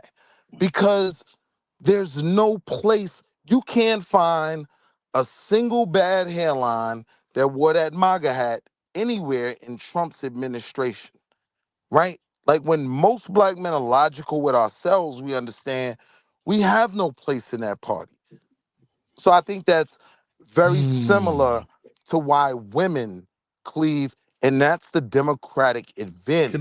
Can I give The you some game Democrats on that? invite everyone. Good. Let me give you some game on this is very black point in particular, right? You realize black men are unique in that we're the only group of men that vote like our women.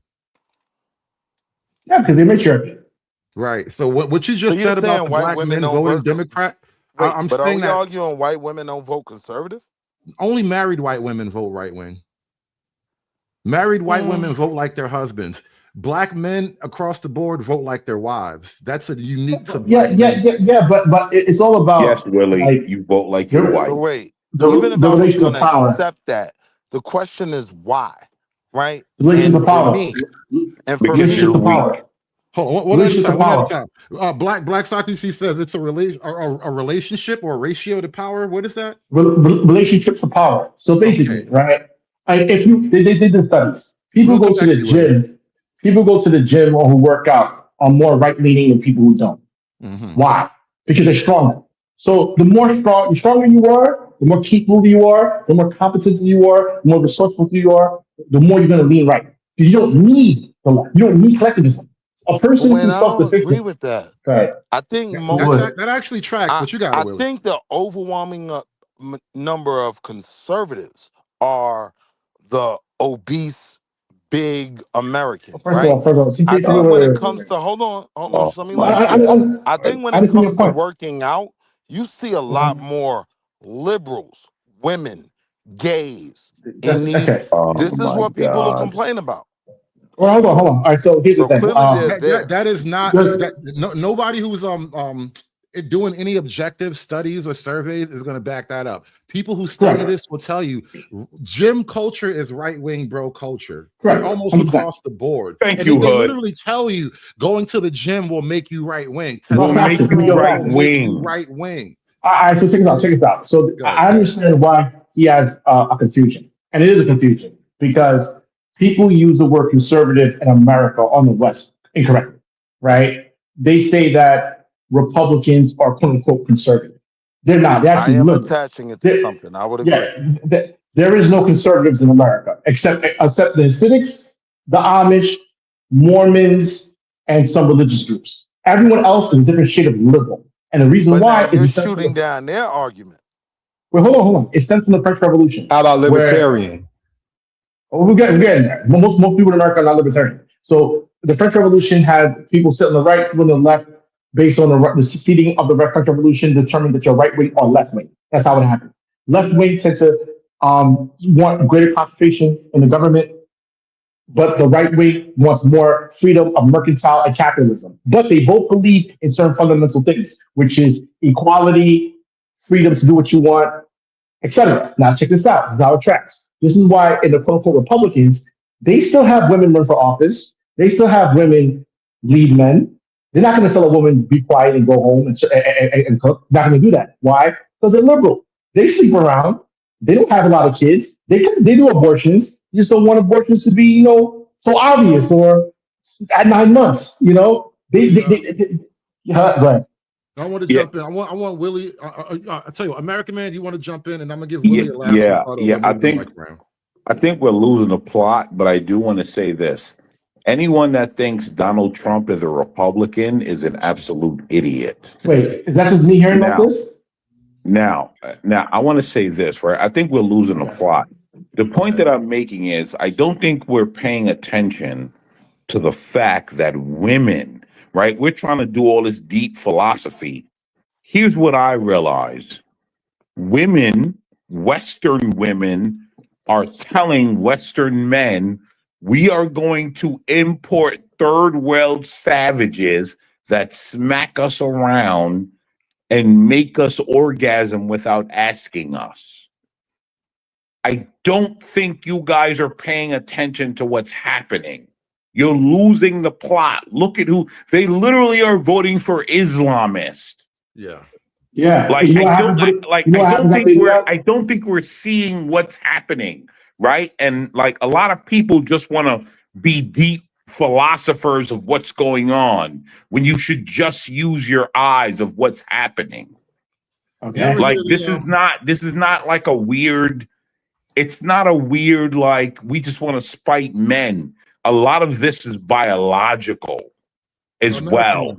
They're like a lot of you guys have gotten soft, and so we must bring in men that we feel will protect us. American man. Hold on, Socrates. I want to say this because I'm trying to like ringleader and pass the mic around. I got to get it to Willie in 1 second. Go ahead. And then Mr. O, you're right up after Willie. But let me say this, American man, what you just reminded me of. Anybody familiar with the story of, I think it's Alexander and the Gordian knot? So there was a knot. So it was a knot that basically couldn't be untied. And this knot was presented to Alexander the Great as a challenge. How do you untie the Gordian knot? And you know what he did? He chopped the shit in half. And so I think that's really what you're getting at, American man, is at a certain point, your philosophy goes out the door and it's power, might makes right effectively. But Wall Street Willie, I wanted to give you a last rebuttal before I move the mic around. Willie. Oh, he's busy in the background. All right, Mr. O, what's going on? What's going on? What's the question at hand? Not exactly a question at hand, but I'll pitch you one. What is your take on angry young women?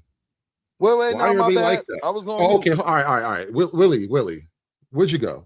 But I want you to get your last rebuttal in before you moved on. You got it. I was on mute. So my thing is twofold, right? Okay. One, I don't think we're looking at the world realistically when we define things by men and women. Two, as a man, right?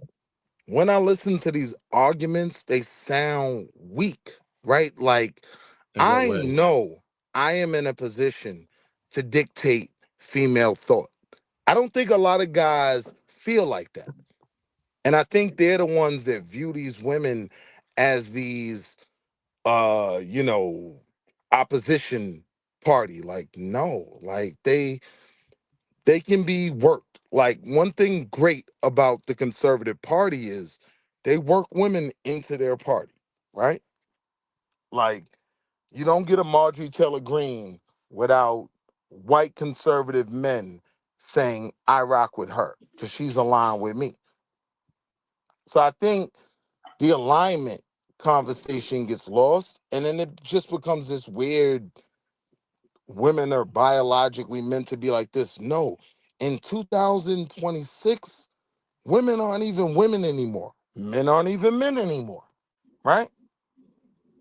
Like most of this stuff in the context of what we're talking about is strictly political. And so that's defined by who can control who. And so when I hear men making these arguments, it's a very defeatist mindset to me because I know I don't care what these broads are thinking. I hope I get to respond. I can execute We're gonna a have level to of circle control. around.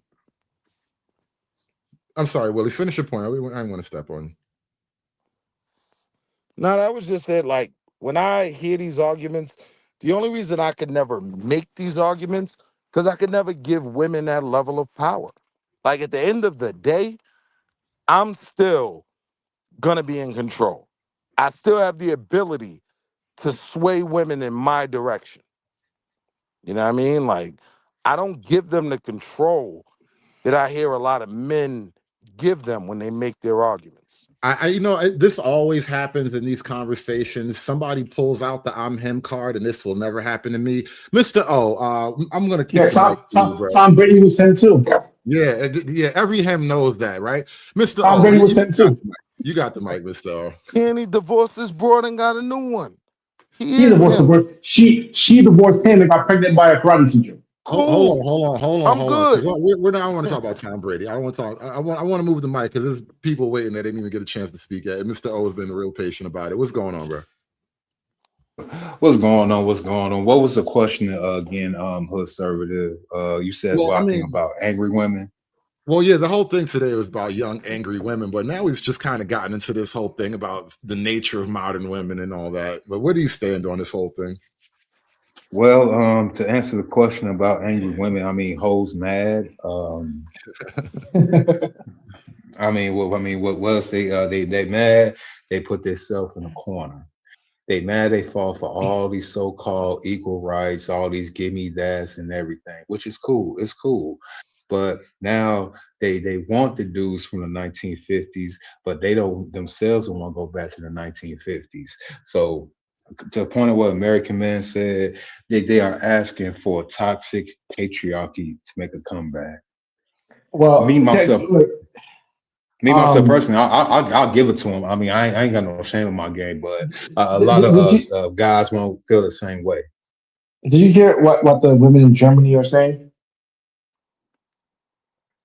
Say that again. No. Tell The us what's yeah. So the women in Germany, after voting to have migrants in, and now being told that okay, since these migrants are not here, you have to get with them. They're saying, nah, we don't want to get with them. We're not attracted to them. In fact, send them back. well, So are you they've saying hit only peak. women voted on letting the migrants in? It's well, Yeah, yeah. women They mostly are left wing voters, and so when it's the left wing encouraging all this immigration, But so de facto, women are encouraging immigration. but men yes, I agree. control the left Wait, wing, hold on. right? But Like hold if on. you even look at the But left wing in America, right? That's not how You're that talking yeah, goes. about Chuck Schumer. You're talking about okay. what's the other dude? Gavin Newsom. You're talking about a bunch of men that still Okay. control this other side. Ayo, I He's using guarantee the you. woman's argument. Right. Listen. So Who do you wait, think? Who do you hold on. think wins the arguments? Gavin Newsom or Gavin Newsom's wife? Who do you think really Not only wins the that, argument? not only that, who controls the party? The leaders of the party of the constituents. men. Right. No. They actually have to answer to their female voting base, which The is the female, hugest chunk of their white women are the biggest demographic voting bloc of the Democratic Party. But hold on, I think you missed my point. My point was that the German women are now complaining Black about women are the backbone. right? Of the Democratic Party, yes, voted 92%. No, you understand in terms of numbers. If you look at the numbers of the voters, like 75 million, out of that 75 million, who has the greatest numbers? Because It's white women. 92% of 13 million mean 13% Yeah. means nothing. Exactly. You know what I mean? You don't Hold on. understand the world. I want to get Freeman in here, but I'm gonna send it back to you, American Man. Freeman's journal. What's going on? You've been waiting real patient here. What do you think about this whole conversation?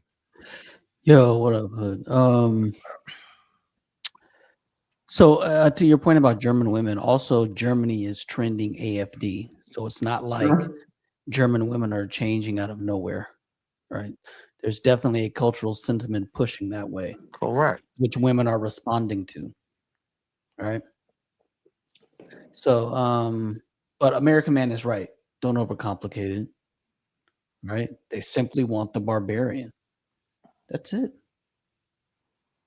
I'm vindicated. How many people have vindicated me? Listen, I'm on your side for the most part too. I think as men, we do because we like logic and we get a bit autistic about some things, and we might try to logic something way too much, way beyond the need of logic. And at a certain point, like we were saying before, sometimes you just got to pull out your sword and cut the knot in half. And that's really the ultimate power right there. You don't necessarily need logic when you have force on your side. I guess the larger question is, where do men begin to feel inferior? Willie, let Freeman's journal wrap up his thoughts, please. So that is what American men and Western men in general have failed to do.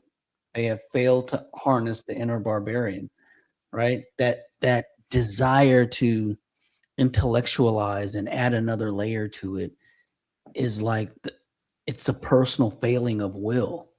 Just take it. That's all you have to do. All you have to do is reach out and take it. And I love that quote from H.L. Mencken. Every normal man must be tempted at times to spit upon his hands and start slitting the black flag.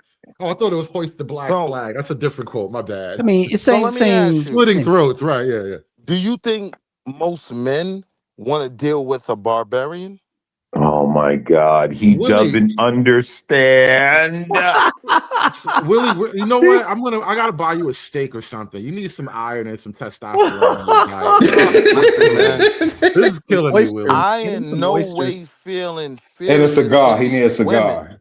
So I don't feel the Guys, need to he's make coming in these with points. a woman's logic. We I'm have to saying with this all is the a points woman's y'all are logic, so he doesn't making, get right? it. I am still in control. That's our difference in opinion, right? I know the BS that comes along with women, But at no point do I not feel like I'm fully in control. I think Willie, the thing that you're leaving out, and I'm not even disagreeing with your general spirit, but I think what your spirit all is going to run into the power of women enforced by the state. And that's where like the rubber hits the road. And this is why not every man is going to say what you just said, because a lot of men have run into that buzzsaw of women plus the state. And that's what makes no man is bigger than I- Uncle I- Sam. Here's the thing, and that's right? what makes Obama great. And Oh my Anton, God. he figured out a way to exert his dominance. Bro, how into much the how beliefs of much these to get this women. guy How out of so, here? I can't Mr. do it. Willie? You did not sleep through X's class, I see. So tell me, how did Barack Obama wield his masculinity in this fashion? I want to hear this. Because the I mean, overwhelming yeah. majority, because what swung those elections were women. So he clearly was Willie able to had the joust. gay male figure growing up. It's not even that many gays. It's not even that many gays. If we're I just can't dealing with believe, numbers. but only because we're black, we're somehow pretending that Obama is a masculine figure, and I hate that for us. Wait, I'm not doing The that. same thing happened with John F. Kennedy. This is Don't where the forget, cap the same thing happened with John F. Because I'm Kennedy. not It's acting all like about the he's the looks. most masculine black man. I'm not.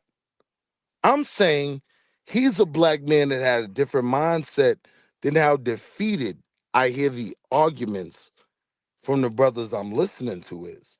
Now, he knew he could control them hoes. He knew that. American man, you He know knew what? he could control I them really hoes. don't even want to talk. I don't want American Right. man before you, bro. Here's the thing, Willie. You know how I do, Hood. I think that you don't understand what's happening, like what's being said here. It's probably above you. It's probably best Level you of don't vote. control. It's probably best you don't vote. But what you're saying is just completely inaccurate. Like, I just got to be blunt. So you don't think the female vote I was just a have to be factor in blunt. Obama's presidencies? No, that's not what I'm arguing. Right. So what are you arguing? What are you arguing? Where When am I you wrong? bring up the female vote, are you saying that somehow the women were attracted to his masculinity? I'm saying Like, what are he you saying? figured out. Yes, I'm saying he figured out a way to lead these women. He didn't go into it thinking, I can't You know control. what, guys? You know what, guys? See? We're looking You at see? it from a This what weak forward niggas point do. of view. Hood. He's looking at it from a It's some shyster of us that point of know view. we're still in control, Hood. Pay attention. Right? He's looking at it from a shyster point of view, right? Nah, not even a Obama. shyster point of view. Here's the thing. Here's the I thing just got about a big dick. Obama. Obama. Oh God! Now I Yeah. know you have a micro Yeah, penis. I'm not complaining about these hoes. They will never dictate. You think The brother, level of brother? Do projection is incredible here. you want to know something about big dick niggas? We don't say we have big dicks. Pause. That was wild. You understand how that works? Willie, you don't get to hit You the pause understand button, how Willie. that works? You do not have access to the pause button after what you I'm just said, just Willie. saying I had to use Like, it in Hood, response to what he was saying. remember what I about me. said about these dudes that don't get buns? Yeah. What do they project? You nigga Remember have to. what That I was a said, personal bro. decision, my nigga. What the dudes that get buns project is, I don't care what these hoes is talking about. The unbunded, right? That's what I call y'all, the unbunded, right? Like, they're the ones The unbunded. complain. The unbunded, right? Yo, Man, we need complaining. Pat, man. Him and Pastor would be a good dynamic duo right now. I swear to God, Yeah, the Pastor bunded somewhere. is not complaining. You know, We we know. don't do. I don't usually do bounties over here, but I swear to God, people want to bounty you so bad right now. The unbunded. Hood, Dude, I'm being he's real. he's a clown everywhere he goes. No I one. know, He's Rashard Ritchie. When you see he's the But they all know me, YouTube though. version of Rashard I don't Ritchie. even be knowing who be talking to me half the time, but they But all know me. Willie, this is what I think is interesting about your point of view, especially the fact that you brought up Obama in the context of like men and masculinity. I think that the black culture has been so like knocked off the baseline of like logic and masculine thought that we really think Obama is a masculine figure. And you just tried to argue that women were voted for Obama because he's masculine, where I think women voted for Obama because he probably reminds them of their gay bestie. So no, Well, you guys well, all added the term masculinity. I didn't use that at all. I Okay. don't think Obama used his masculinity. I think Obama was a confident enough man to know that these hoes don't control nothing. I will get them all on my time. And I will dictate the change they believe in. And what That's change the did he you difference. really think? Hold on. You really think Obama had a vision to change anything, or Obama was controlled by his puppet masters? I think he promoted a vision that women subscribe to. And I Well, think okay men, that recognize the level of power we have can do that. So wait a minute. So Obama promoted a female vision effectively. I wouldn't say that.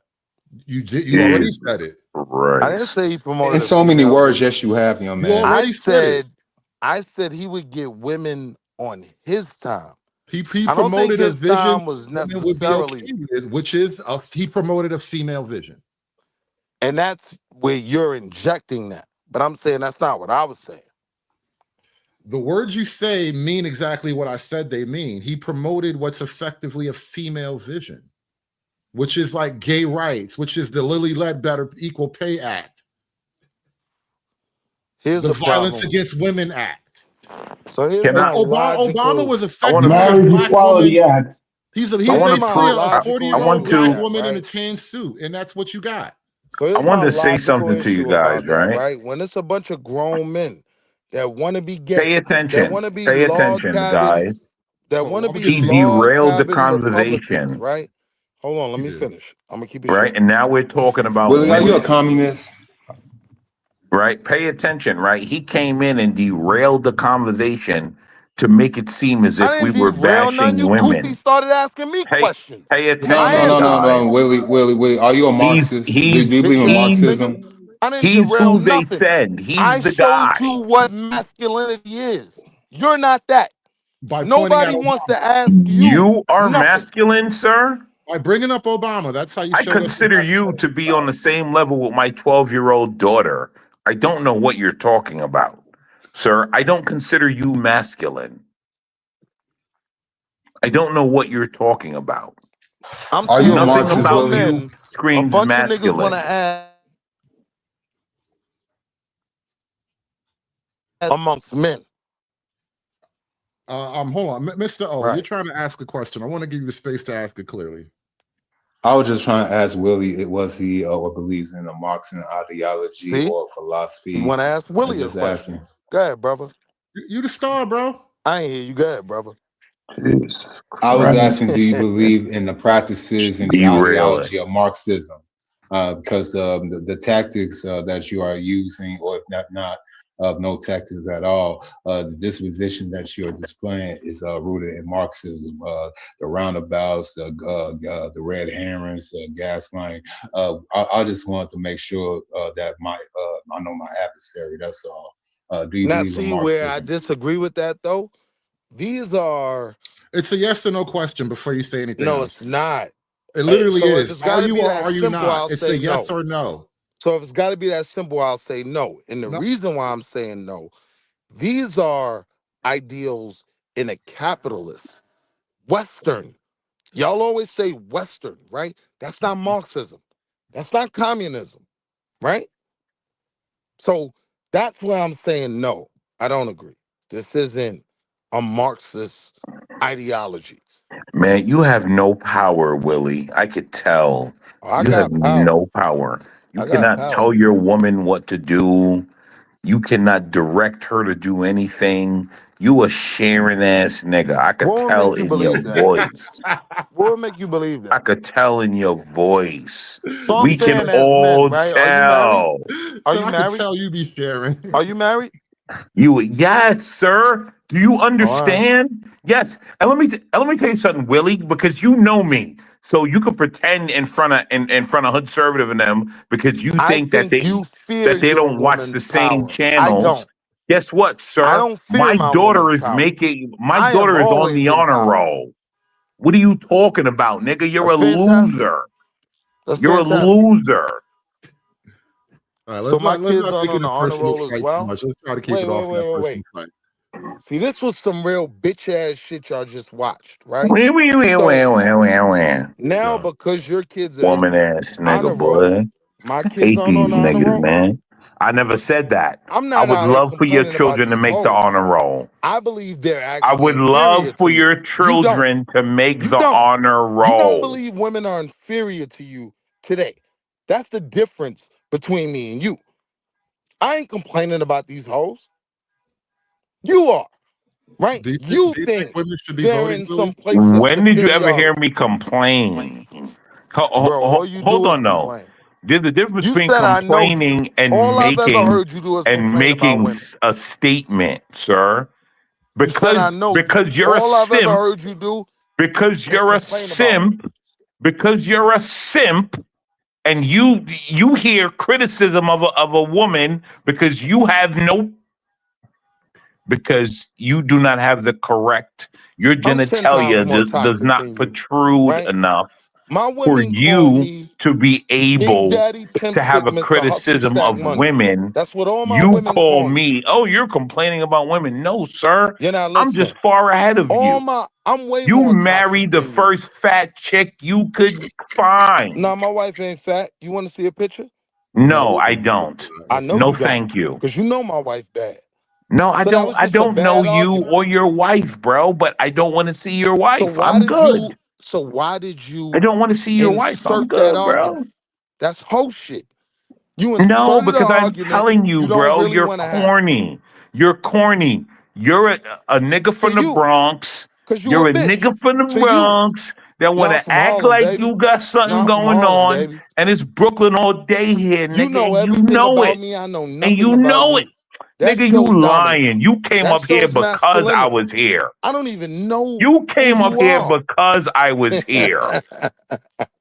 BK Shut in the up, nigga. house. You came Shout out to here because I Uptown. was here. You wasn't here because you know why you're here, and we all have Hey, the yo, Hood, receipts. talk to him, man. Do Everyone we on this rock out, panel Hood? know that you and I Hey, have yo, had Hood, do I multiple pop out from time to interactions, time? bro. You stupid. And guess what? Listen, man, a lot of I'm you gonna make niggas sure is this hoes. get reviewed on Bob A lot of channel you to where dudes you say you think don't that know me. women are in a Right? better All the position channels you than be you. at, bro, And that's I'm gonna why make you sure it complain get about them. reviewed. You saying you don't I ain't know me. complaining about these hoes. They will never You know, be in a this is more what kills dominant me position about than me. this is what kills me about the him niggas, right? We will bring up an Timothy argument Hernandez. based on facts and data, have all types of arguments to buttress the point, bring up video evidence to buttress the point, bring up statistical realities to buttress the point. And we're up here talking about this, and then the nigga Willie gets up here and says, "You niggas just crying about hoes." Right. That Because is I'm the saying, that is like the full extent of your because I'm understanding. saying, Hood, if these were the arguments that were being prefaced to me, I would respond to them differently. Right? But when niggas is saying, oh, you just subscribed, I'm way more toxic than any of y'all on the panel. All my women I call don't think me you as toxic as Big me, so I Daddy, bathe in Pimp Stick, toxic masculinity. Mr. Hustle Stack Money. That's what they call me. And now it turns into the classic black male dick measuring thing. I'm more Yep, toxic. here we go. Let's play that game. Go ahead. Listen, you know what? I'd rather Roll it watch out. studs. You know If what? I I'm don't just see gonna any watch the 1040s, you ain't doing Stack shit. Money. That's who you If I talking don't see no 1040s, nigga. Hood, remember something, right? I said just for you and I to have a conversation and work through something. I never Hey, yo, said who for the laughing? panel. You did. Remember But I dropped the link. I and it never was an said for open the door. panel. But yeah, you know, and I'm tempted to kick everybody off again. But hold I on. never said for the panel, bro. I Hold said on. for you how to work through something. That was it. I want to take a minute to just witness my all-time favorite people in the world, which are black studs. I love them hoes. You're welcome. What the hell y'all studs out here doing today? The 100 Stud Movement. And what that mean? It's 100 of us coming together, mass presenting women. We also have trans men It's a sisterhood, a stutterhood, a brotherhood, and we coming together to create financial literacy and a legacy for our family and friends. Oh shit, that's Willie. So, what's the most important message you want to A stutter what? She said what? A Most stutter important what? message I want to give is A stutterhood. Yeah. Oh, that's Oh, Willie. Yo, stutter. Willie, you Stutterhood made is it, baby. stutterhood. I'm proud of Yo, you. the stutterhood is wild. Yo, Willie, you look good up there, baby. You made it. I'm No, proud of you. but see, Hey, the I had to difference send between this to me and you. you believe these hoes when they say what they say. I don't believe them. That's what your argument is based on. That's why you believe they're these strong women you believe. Who said anything about them being strong? That word was not used at all tonight. Jesus Not even Christ. as a joke. Not even in jest. No. Anyway, back to the stutterhood. always stay true to who you are. Never let no one change you. It's okay to be a mass presenting woman. It's okay to be a trans man. It's okay to be you. Just have that motion, stand in line, stand in front of it, mean what you say what you mean, and just stand on that. Y'all see us in the background? We representing who we are as people because we love ourselves. And it's deeper than rap, man. We got the hottest. We got the hottest. We got the woo. Didn't I tell you they always look like the worst niggas out the ground? I was just about to say that. I don't know what it is about the stud thing. They always look like the shittiest niggas that you never want to hang out with.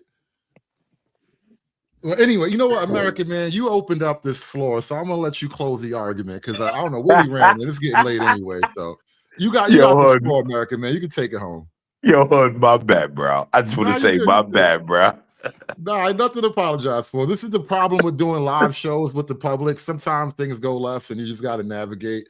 But you got it, bro. We're gonna run this down in a minute because it went over time. Listen, all I was pointing out was look at the men that the Western women are bringing in and saying these are the men that we need here in our country.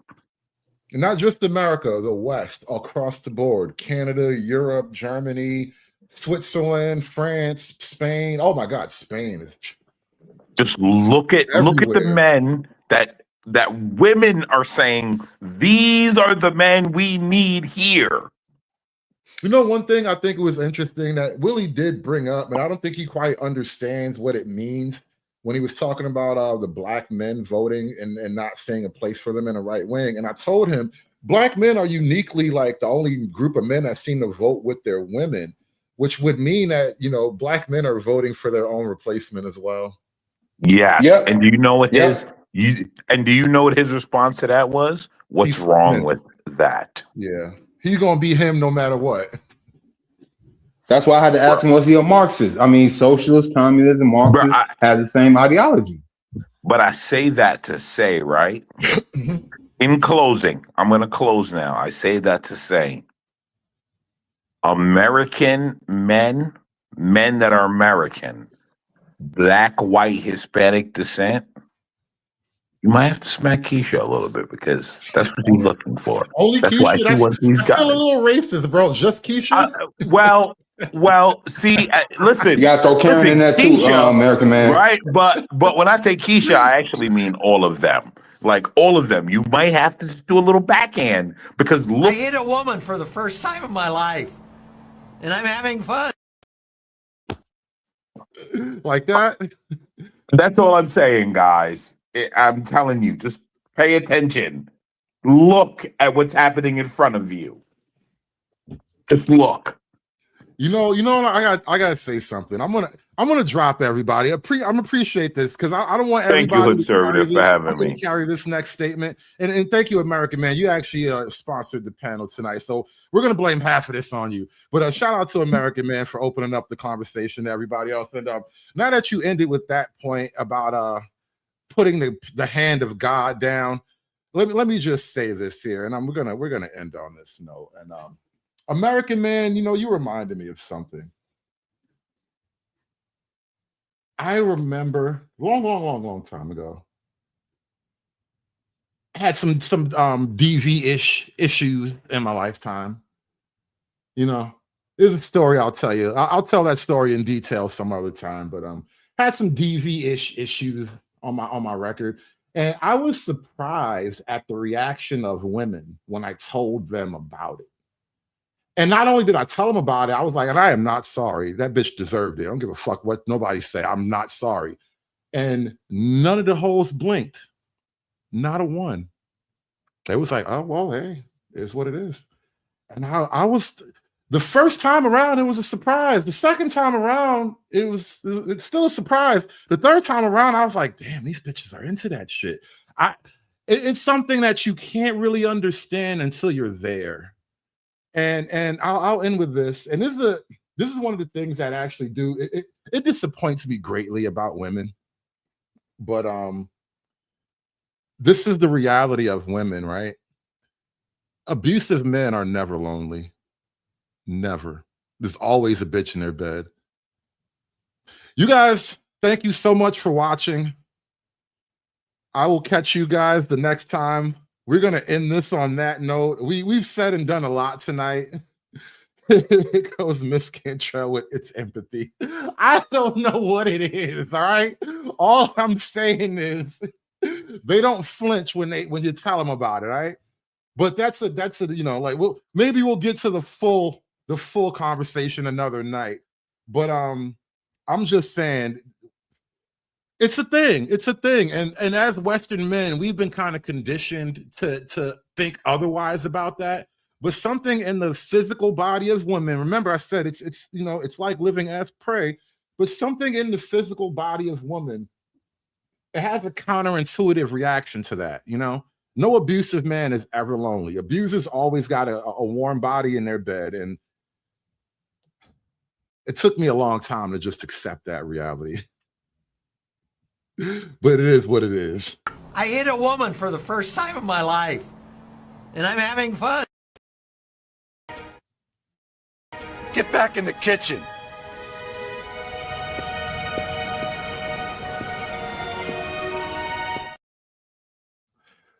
Gentlemen, it's been a great conversation, but we are going to wrap this up right here. I thank you all for coming up tonight. And once again, thank you to American Man for the initial drop to open up the show. Shout out to everybody else who supported the show. I think I actually I might have missed a couple of super chats, but shout out to Arambe with the $4.99. He said, these hoes are demonic. I won't even argue with you on that. You know, that's actually biblical. You know, when the fallen angels came down to earth, they taught these women magic spells and makeup and shit. I'm telling you, they learned that shit straight off the vine. And then Rational Daz with the $2 said, first principles, blank slate, most wicked lie. Yeah, there is no blank slate. Men are men, women are women. And we have our natures tattooed on our souls, just as biological creatures. We can try to break the mold, but that's all we would be doing is breaking our natural mold. Thank you once again for listening and enjoying the show.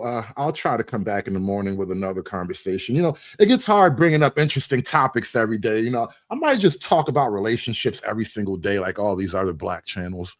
Time to get my bag up. But you guys have a great night. I will catch you guys tomorrow. Thank you so much for watching. And I guess we're done. Aspiring to be patriarchs like what white men have, that isn't freedom. That isn't going to help anybody. It's certainly not going to help black people. It's done. It's done. It's done. It's done. It's done. It's done.